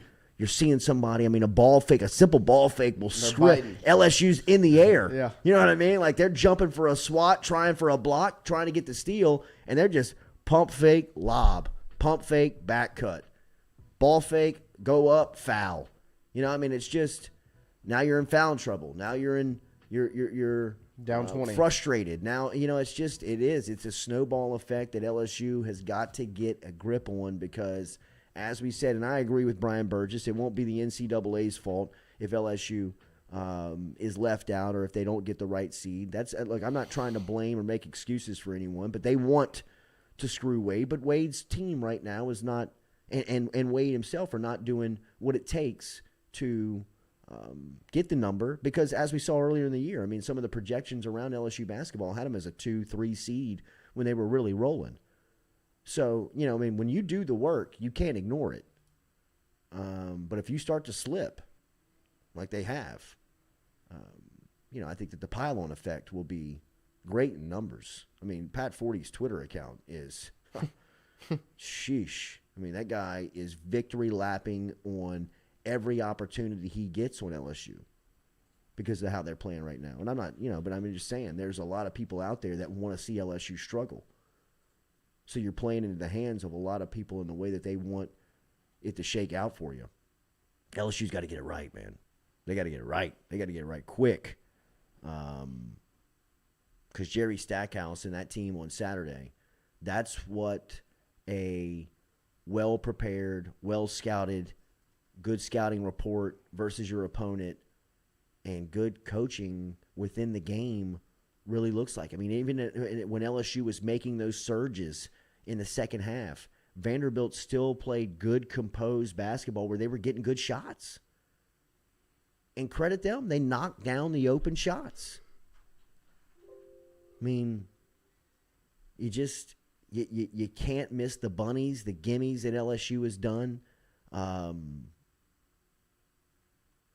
It's tough to watch right now. They go through stretches offensively where you're just like it's nails on a chalkboard. It's excruciating to watch them try and get a basket. And they just resort to, hey, Tari, take it at the top of the key and go one-on-one. And the scouting reports out on Tari. He's still able to get to the rack and finish, and he's strong. He's a good player. He's very skilled, but he doesn't want to go left. And everybody's now forcing him to his left because the scouting report's out on him. And that's what good basketball teams do. It's just they're in a little bit of a tailspin. Week ahead, Texas A&M midweek, travel to Reed Arena in College Station, a team that they've beaten, really the only team that they've beat along the last 8-game stretch has been the A&M team. They're looking for a bounce back. They need to get right on is it Tuesday? Yes, it's Tuesday. Tuesday night. And then on Saturday they play Mississippi State. It's gonna be an interesting week ahead for LSU basketball. They've got to get right, man. They have got to get right. They got to get right quick. All right, let me turn over the set. The Carpool Queen is here. She'll be on set when we come back. We will also talk LSU football as they're in the storyline here, getting ready for a spring practice that's going to be shoved back, I believe, to late March. But they get another player out of the transfer portal, a local kid. We'll tell you who when we come back here. Brought to you daily by RMB Builders. All of our stuff is podcasted over here on the Jordy Culotta Show. Remember, anything that you may have missed, our conversation with Jeff Duncan, really reacting in the first hour to some of the stuff around Alvin Kamara up at the Pro Bowl and LSU basketball. If you missed that stuff, it's all brought back to you by RMB Builders, rmb-builders.com. Customizable homes. If you're looking for a reconstruction, if you need a remodel, get in touch with RMB Builders, rmb-builders.com. Tell them you heard it right here on the Jordy Culotta Show, rmb-builders.com. Rhett Bourgeois and his entire crew. Great website if you want to check them out online. Tell them you heard it right here on the Jordy Culotta Show. We come back. The Carpool Queen will be on set. We will be in here for hour 2 of the Jordy Culotta Show. Katie, I think that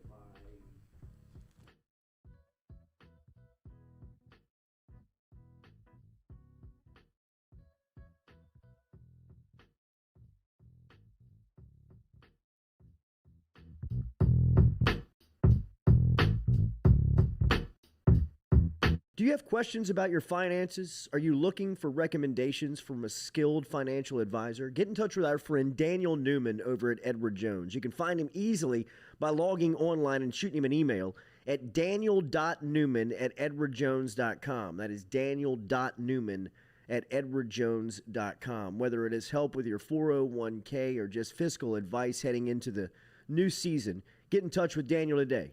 Best way to do it? Email him, daniel.newman@edwardjones.com. He's our experienced financial advisor. Let him be yours, daniel.newman@edwardjones.com.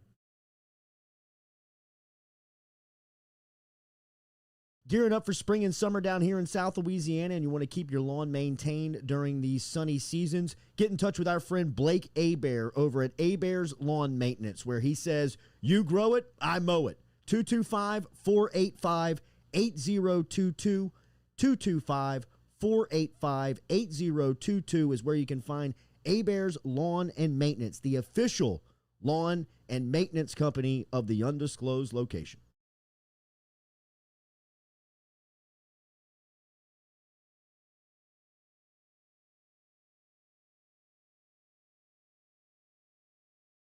Papa Earl's, the fine spice, originating right down here in South Louisiana by our guy Mark Pop Norman. Developed it back in 2018 and won Amazon's Newcomer of the Year in 2019. They pride themselves in having 30% less salt and sodium than the leading brands at the same price point. You can find them locally. Look for Papa Earl's at Rouse's, Calandro's, Mathern's, High Neighbor, and more.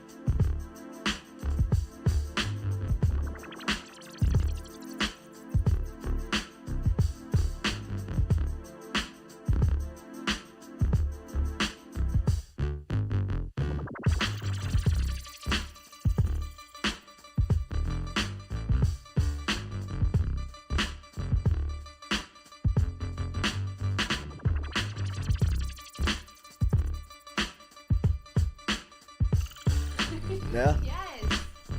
Apparently it's cheap. I That'll be advise. fun. I You advise. did it? I've done Yeah, let's do it. Welcome back here to the Jordy Culotta Show, driven are and like, what are powered y'all talking by about? Go Chevrolet. We're talking about Home Team, the Sean Talk Payton about that movie. Emporium when you're leaving Baton Rouge. One right there. Yeah. Off the old exit. Is that still open? Went last weekend. No.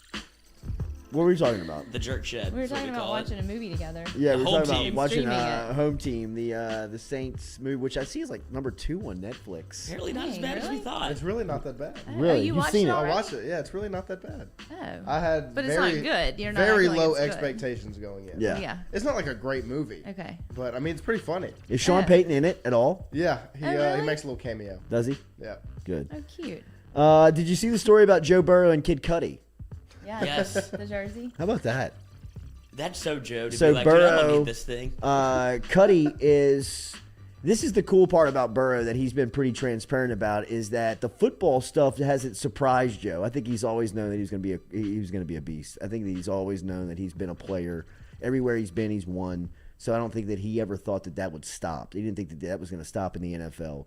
So probably what he's accomplishing, or it seems like what he's accomplishing, is not as shocking and astounding to him as it is to everybody else. I'm sure in his own private moments that it's probably pretty cool, but I think the football stuff doesn't surprise him. The cool part for Joe, as he has alluded to, is like going to all these events that you are now accessible to as a superstar.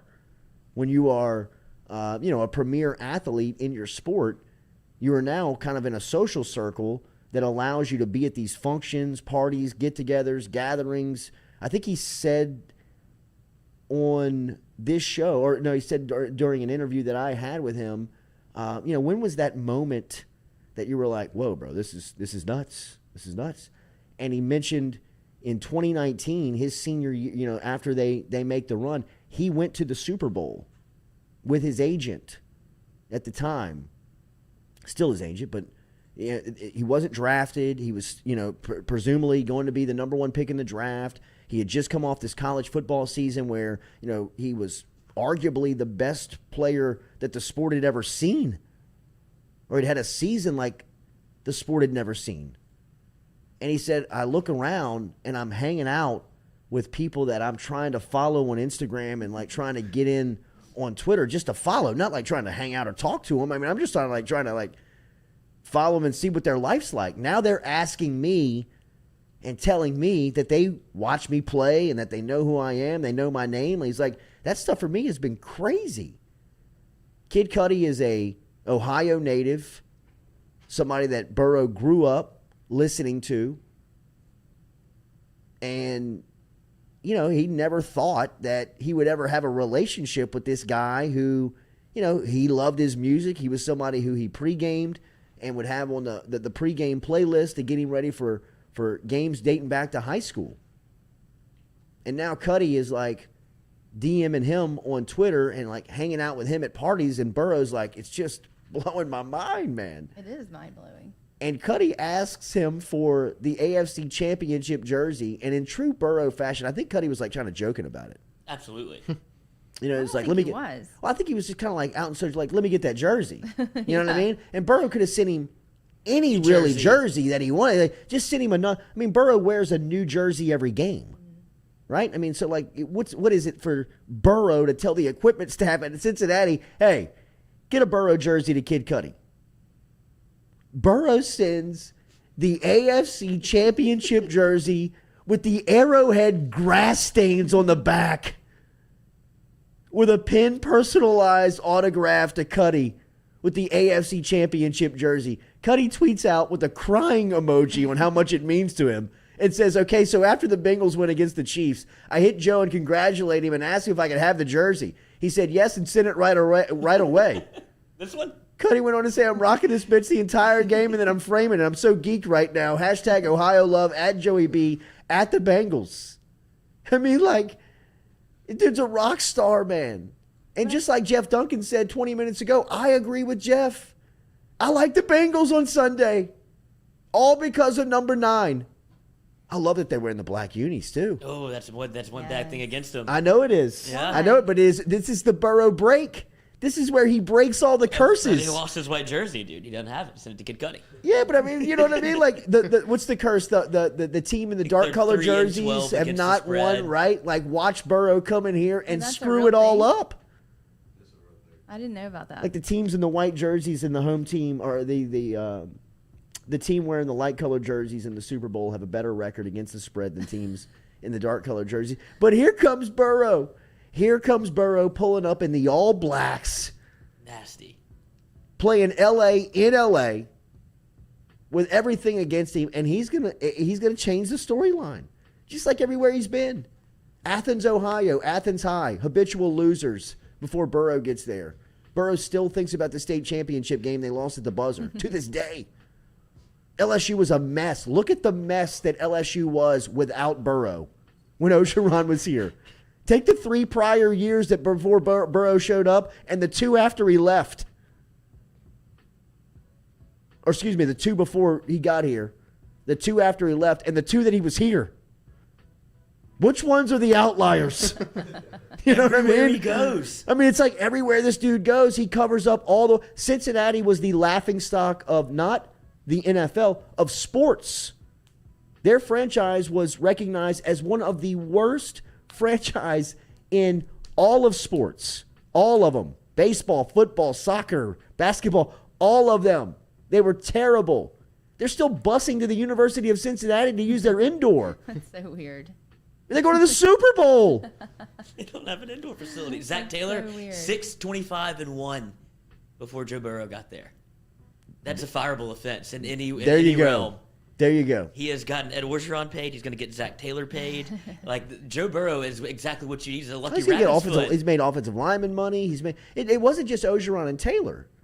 I mean, it was guys on those staffs. It was guys that were getting drafted. You think Sadiq Charles was drafted because they saw what Sadiq Charles could do? Sadiq Charles got in there and they were like, "Man, you really started to pop when you started to play on that 18-19 offensive line of scrimmage with a quarterback Got back better. there." You know, like, and he's probably in his interviews like, "Yeah, Burrow's a hero." Thank you. You know what I mean? Like, without Joey, I had this dumbass coach in me that he didn't even know how to recruit. James Craig, he couldn't even recruit. He couldn't even fill a sentence out. He couldn't complete a Still sentence. hugging the Super Bowl trophy. He was recruiting me on Peyton Manning. I mean, He's got the Midas touch. Burrow gets in there, dude, and I mean, it's instant. It's unbelievable, man. And that's why People you, were being weird about the jersey. Like, how could you give that jersey to Kid Cudi? And I'm like, it's Kid Cudi. If he Because it's asked a for it, you childhood give it hero to of him. his. Yeah. It's somebody who he's looked up to. Take your childhood hero. Take the musician that you listened to as a kid and now is hitting you up as a professional. If he asked you for, I mean, like, I don't know what to compare that to. I don't, like, but I mean, like, Lil Wayne. if anybody was like to call, you know, like if you were an alpha in your profession and you came up watching or listening to somebody that you considered an alpha in their corner, and somebody that you were like, man, that's inaccessible for me. I'll never be able to. I love what they do. I respect what they do. I listen to them all the time. And then before you know it, that person is DMing you, asking something from you. You know what I mean? Like, I'd be like, whatever. Yeah, here, take this. I mean, here. Off my back. Absolutely. Take my I'll give you firstborn. I'll give you the game worn jersey.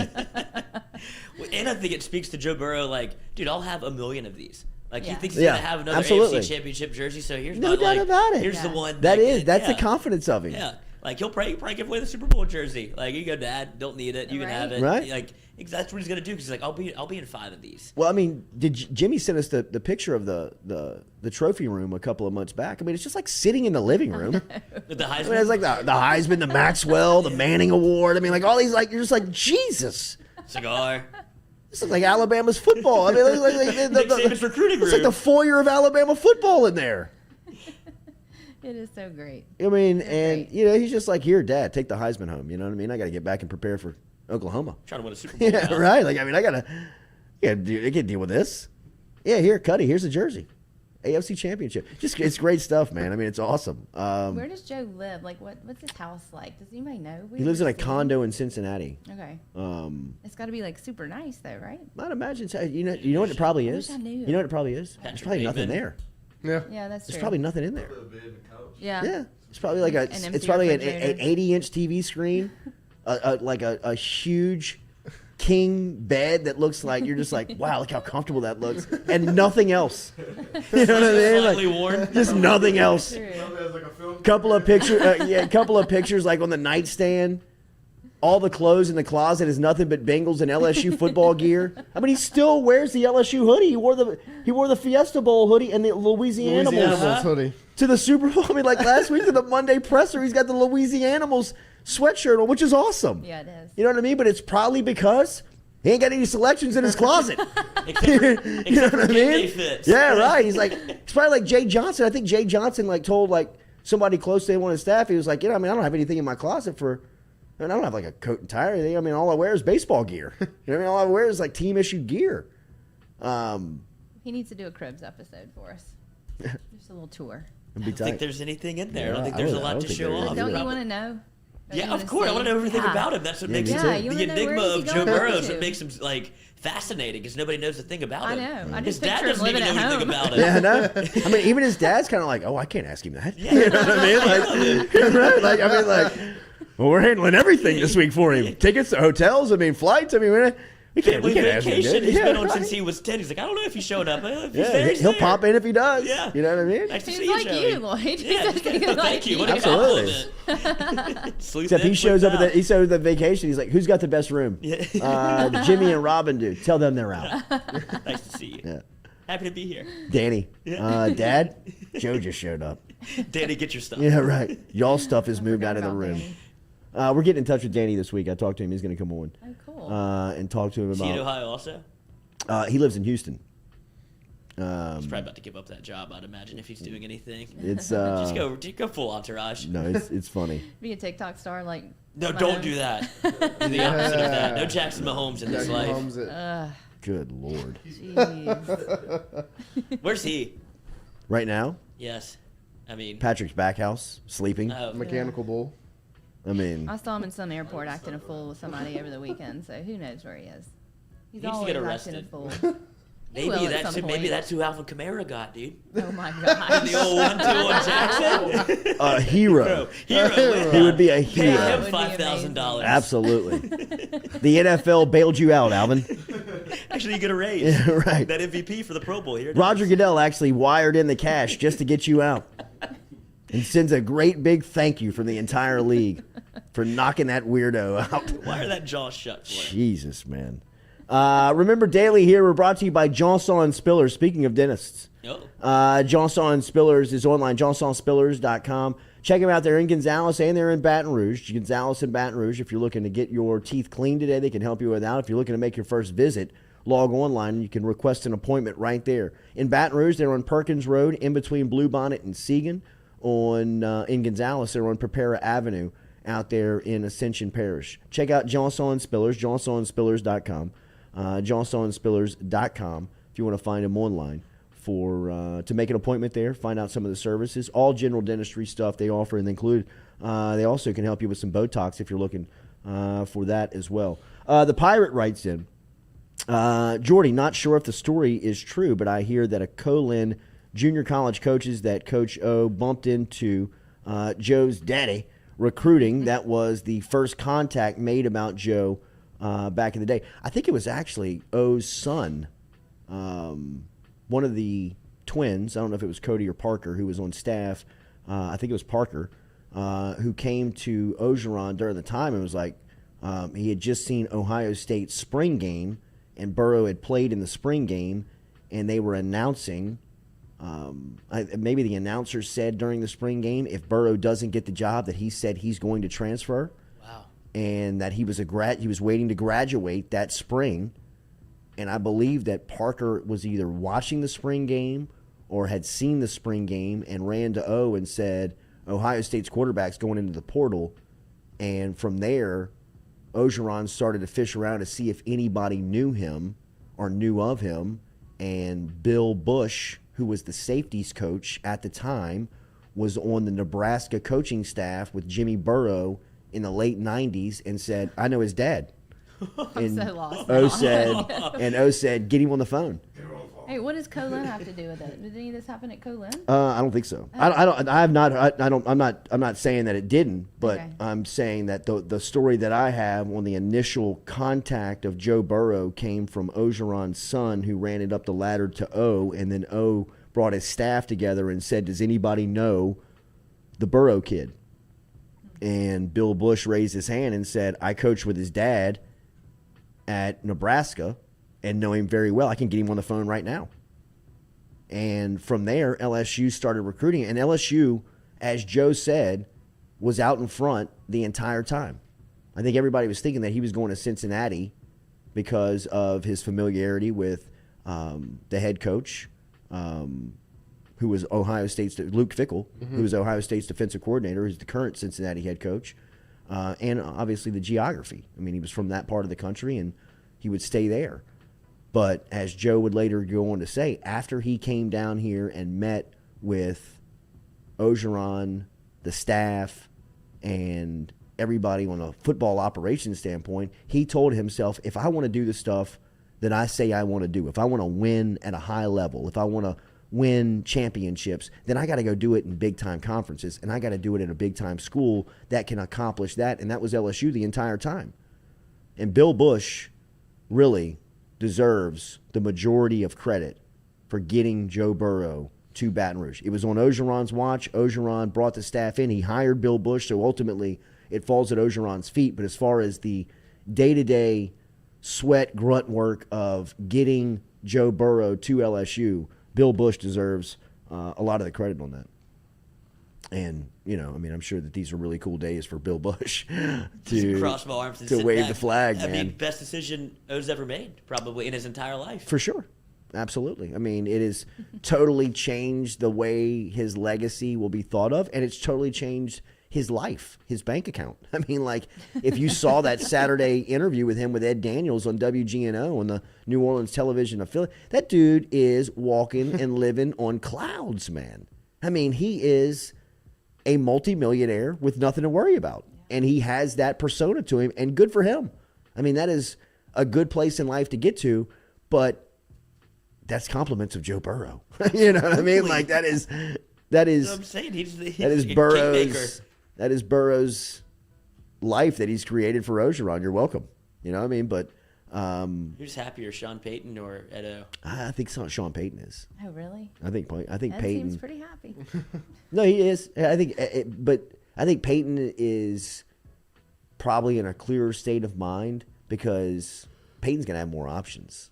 I think that Peyton is kind of look at this as truly like a next Chapter. Like, I could go do some cool stuff. I could either be the best I could be the best commentator on television and make a boatload of money, or I could go coach the Cowboys with full autonomy and do it the way I want to do it and maybe turn America's team back into winners again.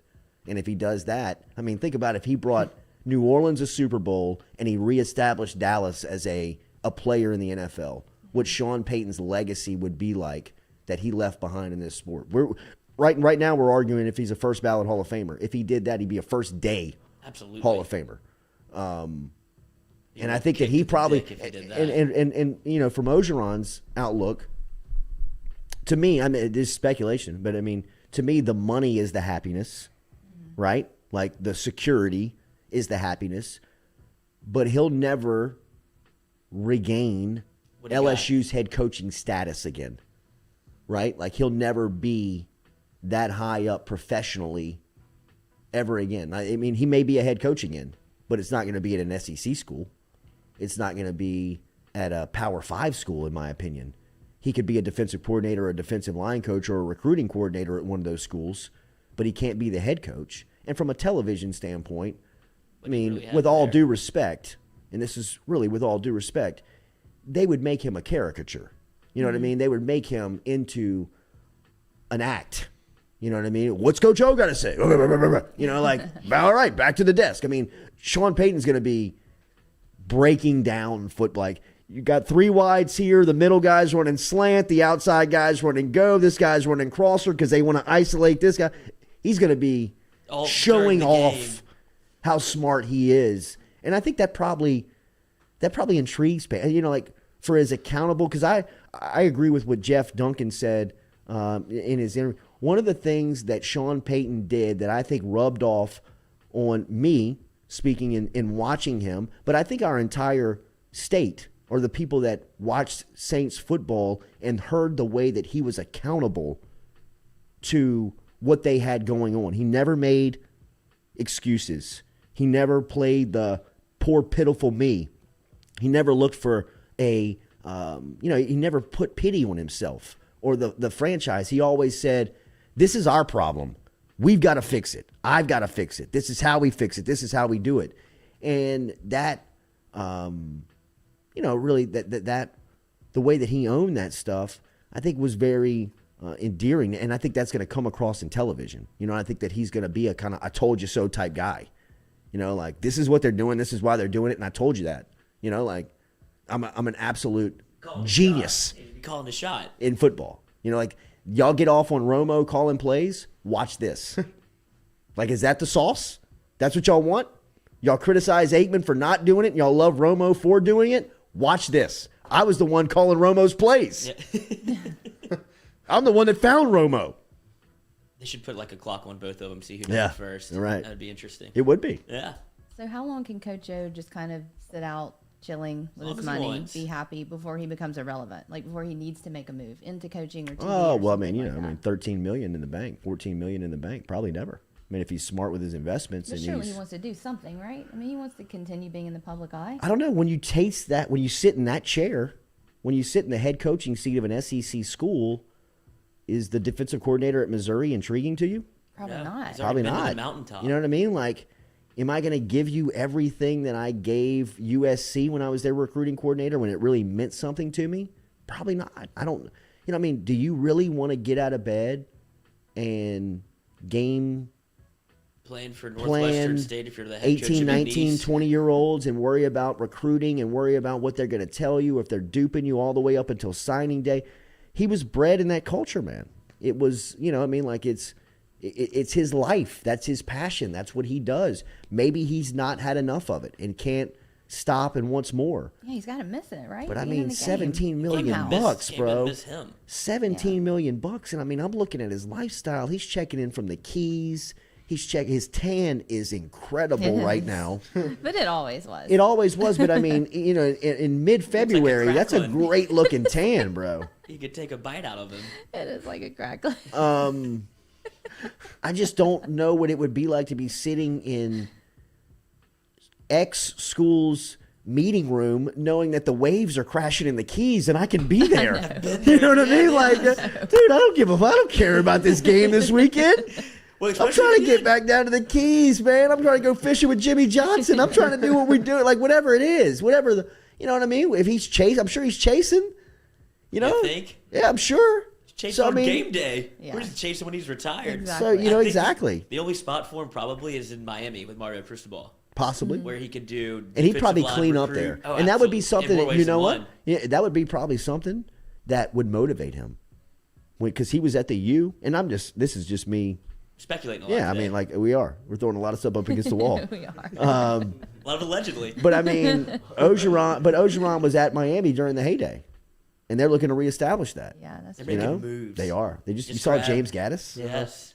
It's a big move. Gaddis throwing stones at Michigan. Michigan's kind of on the outs. Yeah, Harbaugh kind of screwed him. He kind of screwed him. Well, it's like if you're a student and you don't show up the day of the final. It's like, dude, this is the most important day of your probably coaching career to this point. Like, if it's not an actual game, you need to be there for signing day. And he's off chasing other jobs. Doesn't get and shows back up and goes, well, what's the deal, guys? It's like, bro, you weren't here. You have to be here. And he wasn't available. Right. And he's like, I really wasn't serious about going to, get that NFL job. It's like, Is that a Dan Mullen? I think so, because I think what Dan Mullen did last year was that he turned everybody in his locker room off by the way that he handled the offseason, like NFL interviews. His name was coming up in the NFL, and he almost had this feeling to him, like, I'm done here. Yeah. Like, I'm not coming back. And then when the NFL stuff kind of like the dust settled and like they were like, sorry, Dan, we're gonna go the other direction. He's like, well, but I've already told the people at Florida that I'm taking the job. No more kisses. You know what I mean? Like, what are we going to do? He's like, sorry, buddy, you got to go back to Gainesville. And he limped back in,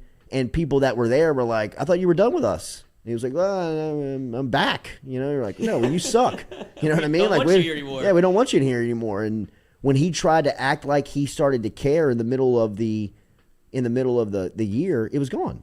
You know what I mean? That recruiting comment against Georgia, it was over. It was over. His wife was turning everybody in the locker room on. Yeah. That's your recruiting pitch. Yeah. I mean, and same thing with your boy at Auburn. Like, they're doing everything they can to get surprised Ryan to be out of here on there. this Monday morning and him still be employed. I think that he's gonna. That to me says that he might win this thing. I don't think he wants to. What? I don't think he. I mean, obviously. No, I'd imagine that he does it, but I mean he's not done anything wrong. Well, they can't fire him for cause, and that's the only thing that they're looking to do. So they threw the. Let's see if this girl did anything with him. They played the ace card. That's the one way to be able to get cause in college football is say you had relations with somebody on staff. And if that doesn't stick, then he's just what an awkward room to walk into with when you go talk to donors and all this. Like, oh, you some bitches didn't want me here. Yeah. Right. Like, so it's an impossible battle for him to win. So I'm sure he's like, I'll take the buyout. No doubt. That's the only thing they don't want to give it. Yeah. I mean, we can sit down and negotiate if y'all want me to leave. Seems like you do. Right. But, golly, that was some SEC storylines with that story, man. I mean, You want to see how dirty it can the get? locals trying to push you out, saying that you're having an affair with a staff member. The whole family gets involved. Like, he didn't do it. It's just that you have both of his daughters and his wife all crying like, no, he would never do such a thing. Like, this is peak SEC football. It's essentially high school. We think he did it. Absolutely. Y'all saw her. I mean, yeah, but It would that be a doesn't. fool. Oh yeah, no. I don't really want to get into that, but yeah. I will say this: if you're going to go down doing that, the assistant to the head coach being the person, that ain't the way to do it, man. Like, I mean, Cheerleader at Boise good State. Lord. I mean, how this is Hollywood casting. Absolutely. I mean, this is how you write the movie, right? I mean, it can't be this easy. this obvious, right? Like, I mean, it can't be this. It's almost entrapment. It feels like it.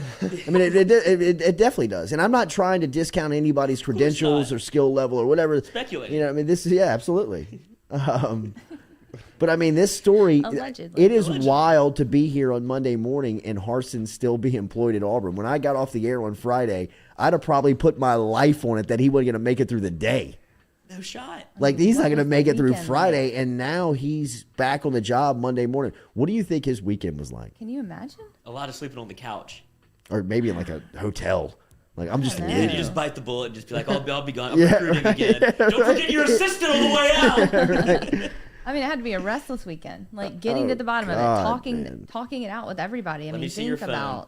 about No. phone records, emails. Like I smashed it. I dropped it on the way here. Tom Brady has it.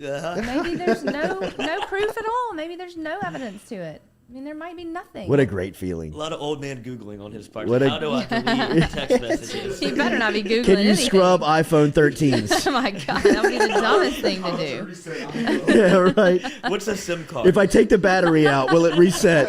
Where's the battery on an iPhone? How to clear search history.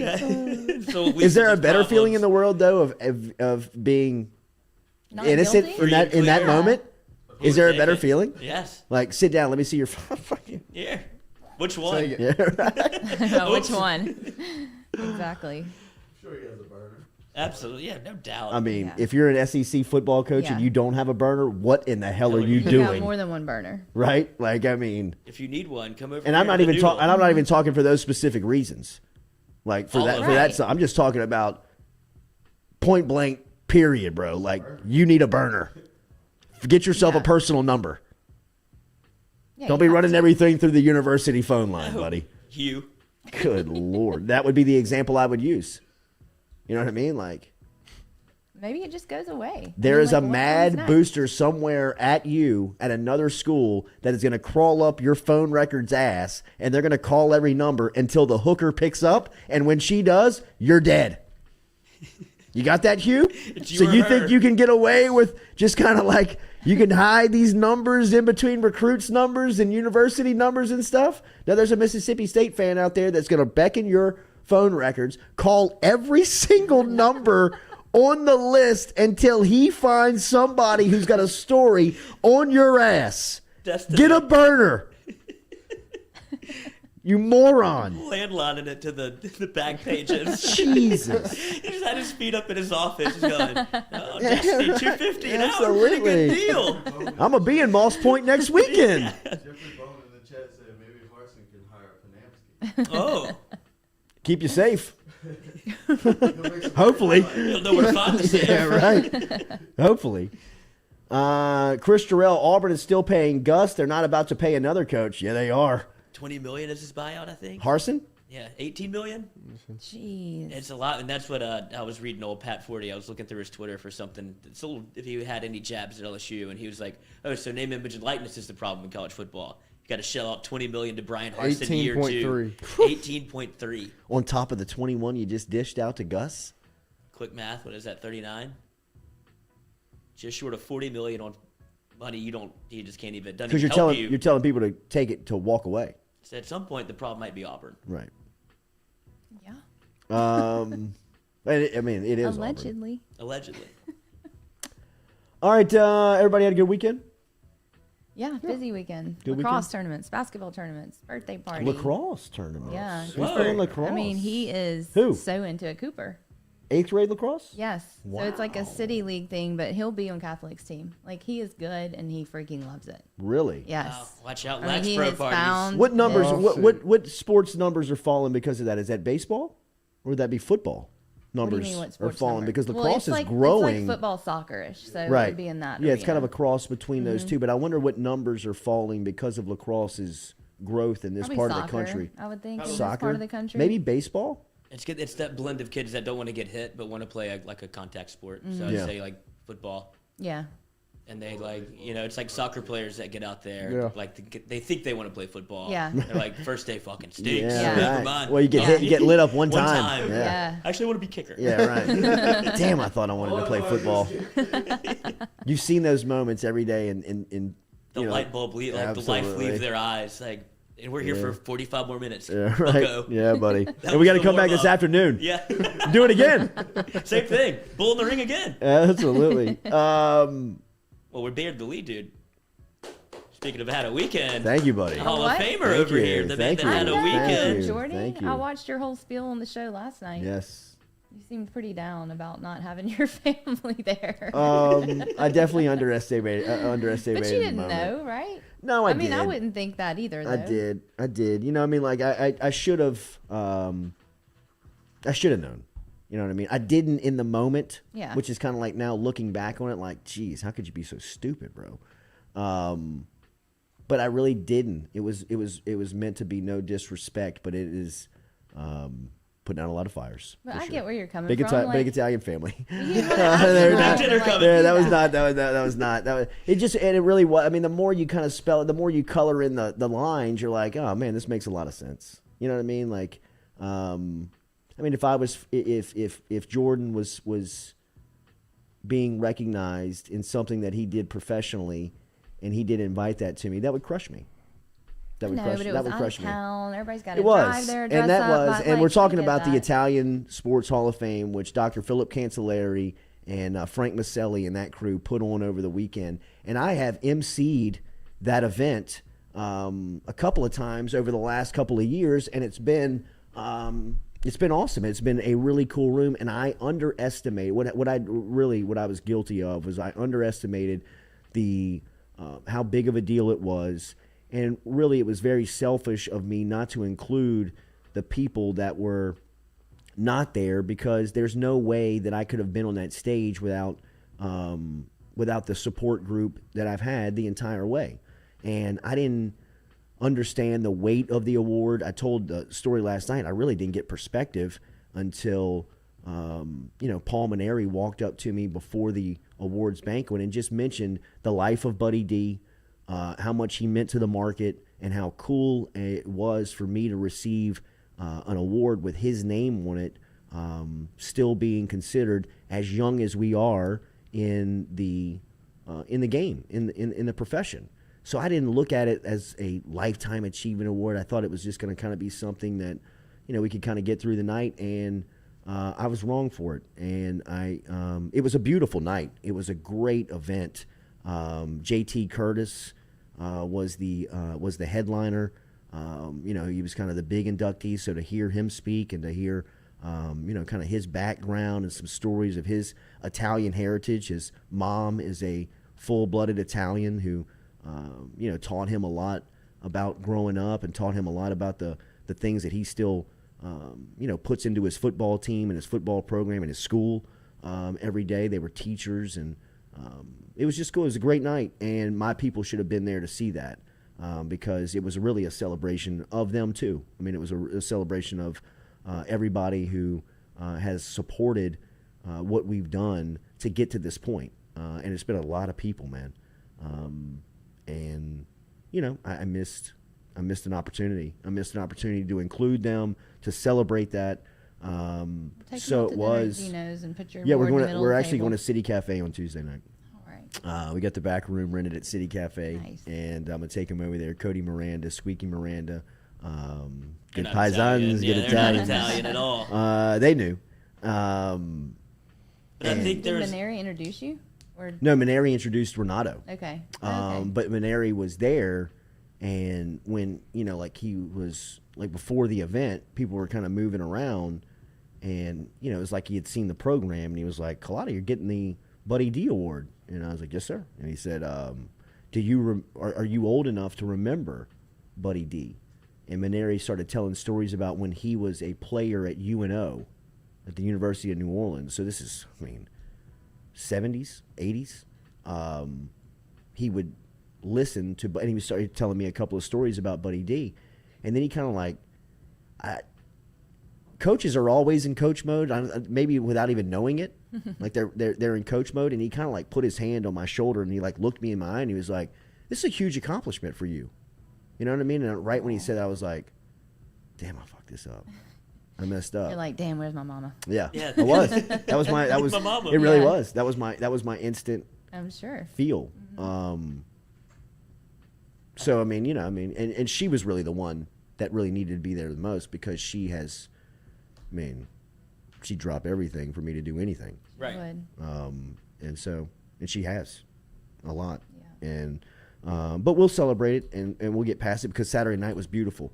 And we appreciate everybody that made that possible. And it was a great room. It was a cool night.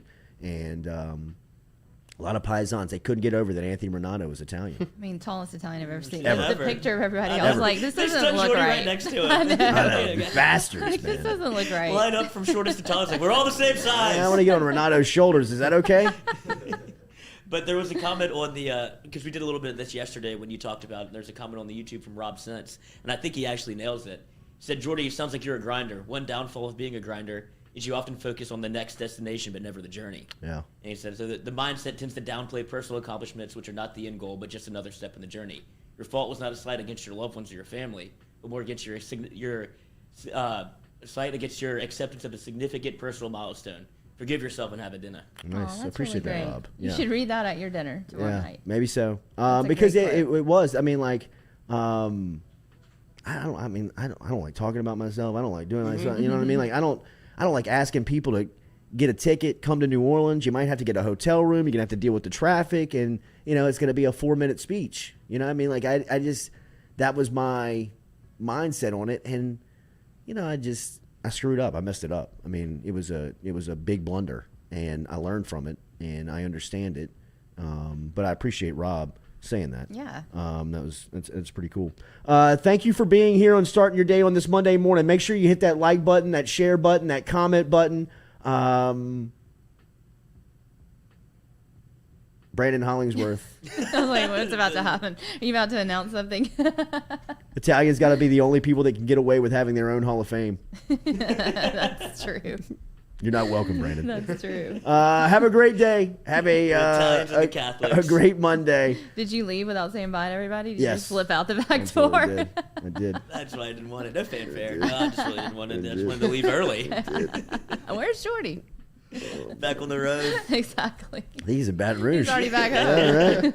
FaceTiming in. Yeah. All right. Have a great day. Have a great Monday for everybody here. Stewie, Noah, Carpool Queen, Lloyd, Jordy, Mikey Matuk, mic'd up, coming at you 11 to 1 o'clock today. Make sure you're subscribed. Speaking of a tan. Be ready for it. A great base.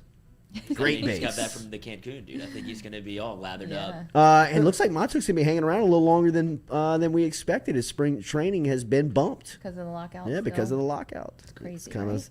you're starting to see some of the news starting to come out here. Selfishly, we're happy. That's right. Right? More mic'd up, and I Hate think to crush his dreams. have we confirmed Wednesday Chad Jones coming in? Be Friday. Okay, Might do a Friday. That's special fine. edition for old But the CJ. storytelling that we will get from Chad Jones and Mikey Montauk will be legendary. So make sure that you're tuned in, and subscribed.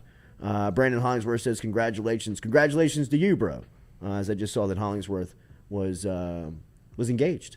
Oh, really? Yeah. Oh, congratulations, Brandon. Congratulations, bro. Have a great day. We'll be back with you tomorrow morning, 7 a.m. Make sure you're subscribed to Mic'd Up. He'll be here at 11 o'clock this morning.